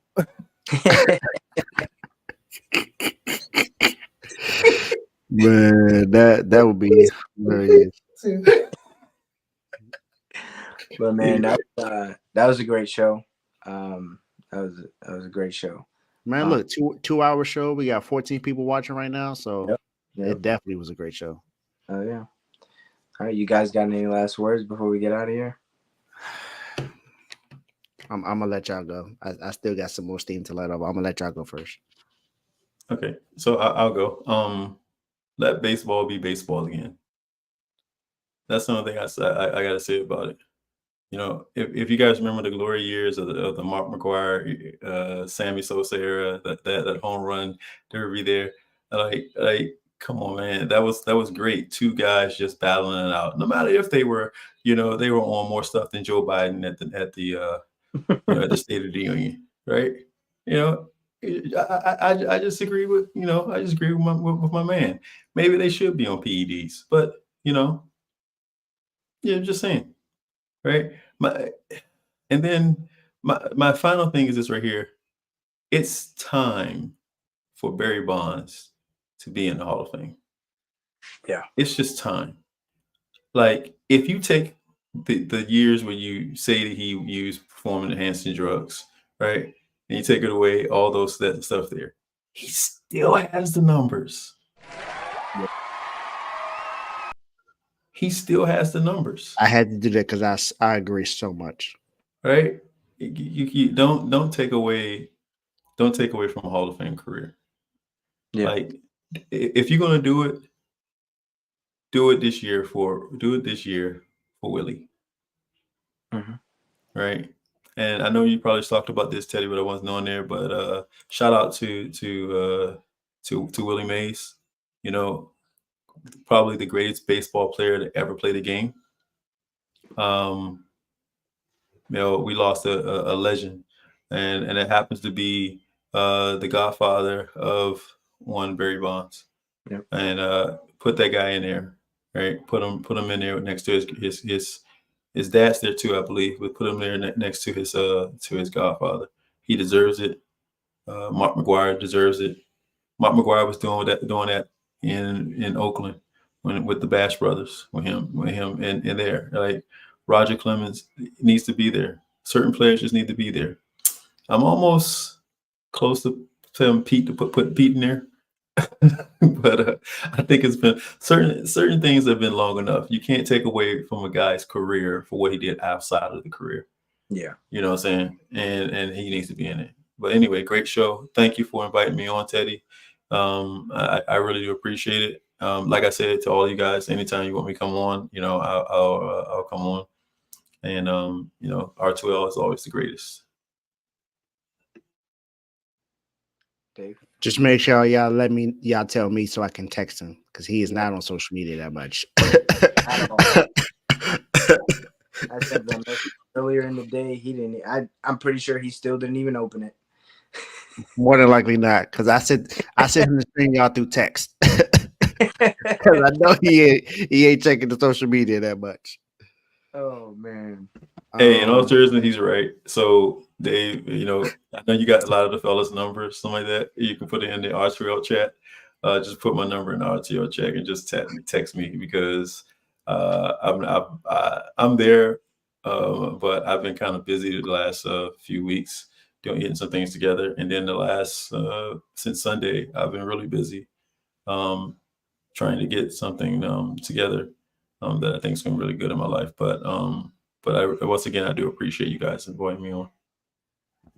Of course, anytime, man. Yeah. Dave? So for me, shout out to Major League Baseball for finally doing something they should have done a long time ago, and that's integrating the Negro League into to baseball. Because if you look at what's happened with baseball, it improved once you allowed Black players into the league. Let's just be honest about it. Let's be frank. And most of the biggest records came from the Negro League. So it's about time that it's happened. And thank you for finally noticing what we've done. And I'm saying we because it's the Black community. I've never played baseball, so I'm not talking about me personally, but thank you for doing that. Because now it highlights what we've done for a very long time and how good that we are, and how good the league is. Because it's not just about what we've done, but it's now letting you know that we integrate everything. And I think all sports should do that. And that's when it comes to the NBA and ABA. Put those records in there. Just count it. Count it. It's basketball at the end of the day. You integrate it, so add those records. Um, and other than that, definitely rest in peace to Willie Mays. Had a great life, great baseball career. Um, Teddy, you may remember I was trying to look for the other guy that just passed away that was a former Giants. Orlando. Yeah, so rest in peace to him as well. And get it together when it comes to the home run derby and all this all-star stuff. Just get it together, Major League Baseball. We love this game. We want to continue to love this game. Don't make me not watch it now because it's starting to become a little bit more entertaining, but don't take it away when the part that's supposed to be the most fun is not fun. So just do that. Yeah. Shout out to you guys for coming on and making this show what it was today. MLB, we need to bring back the regular uniforms. Enough of this softball BS that they got going on for the All-Star game. Bring back the regular uniforms for the All-Star game. That's what made it. Okay? Like, it's nice to see a Yankee and then a Mariner and a Red Sox and like all those guys on the same team. They're not just one team, right? They're there to represent their organization. Allow them to do so during the All-Star game. I've been saying it for quite some time, ever since they got rid of it. I get it. You want to have you want to have them wear that jersey for the All-Star game? That's fine. I mean, or the home run derby? That's fine, right? Because I myself have one, right? I got a CC Sabathia one from 09. But the All-Star game needs to have their regular home uniforms, and that's that. That's all I got to say. Shout out to the network. Shout out to everybody involved with Refuse to Lose. Make sure you are liking this video, commenting on it, subscribe to the channel so you don't miss another one. And also subscribe to all other shows on the network. A quick rundown. We got CTC, RBO, Real Ballers, RBO, FFC, In the Red Corner, Dave's Doghouse, King's Talk, and then, of course, the main show, Refuse to Lose. Subscribe to the network. You won't regret it. I promise. Yeah, definitely. Thanks again, Teddy, for allowing me to be on here. As I said, I'm coming for all those awards this year, so I'm doing my best to get on every show. Jovan, you got some competition. Yeah, he on vacation. He be all right. Come on every show. Oh, I didn't think about it. I should have had my hardware sitting.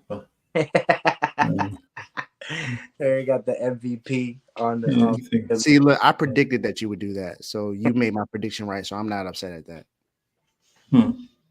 Yeah, but yeah, Teddy, a great take, Teddy. I like that take there. I've been saying the same thing for a while too, but great take, buddy. I hate it. But yeah, make sure you tune into the next episode of BWT. Till then, peace.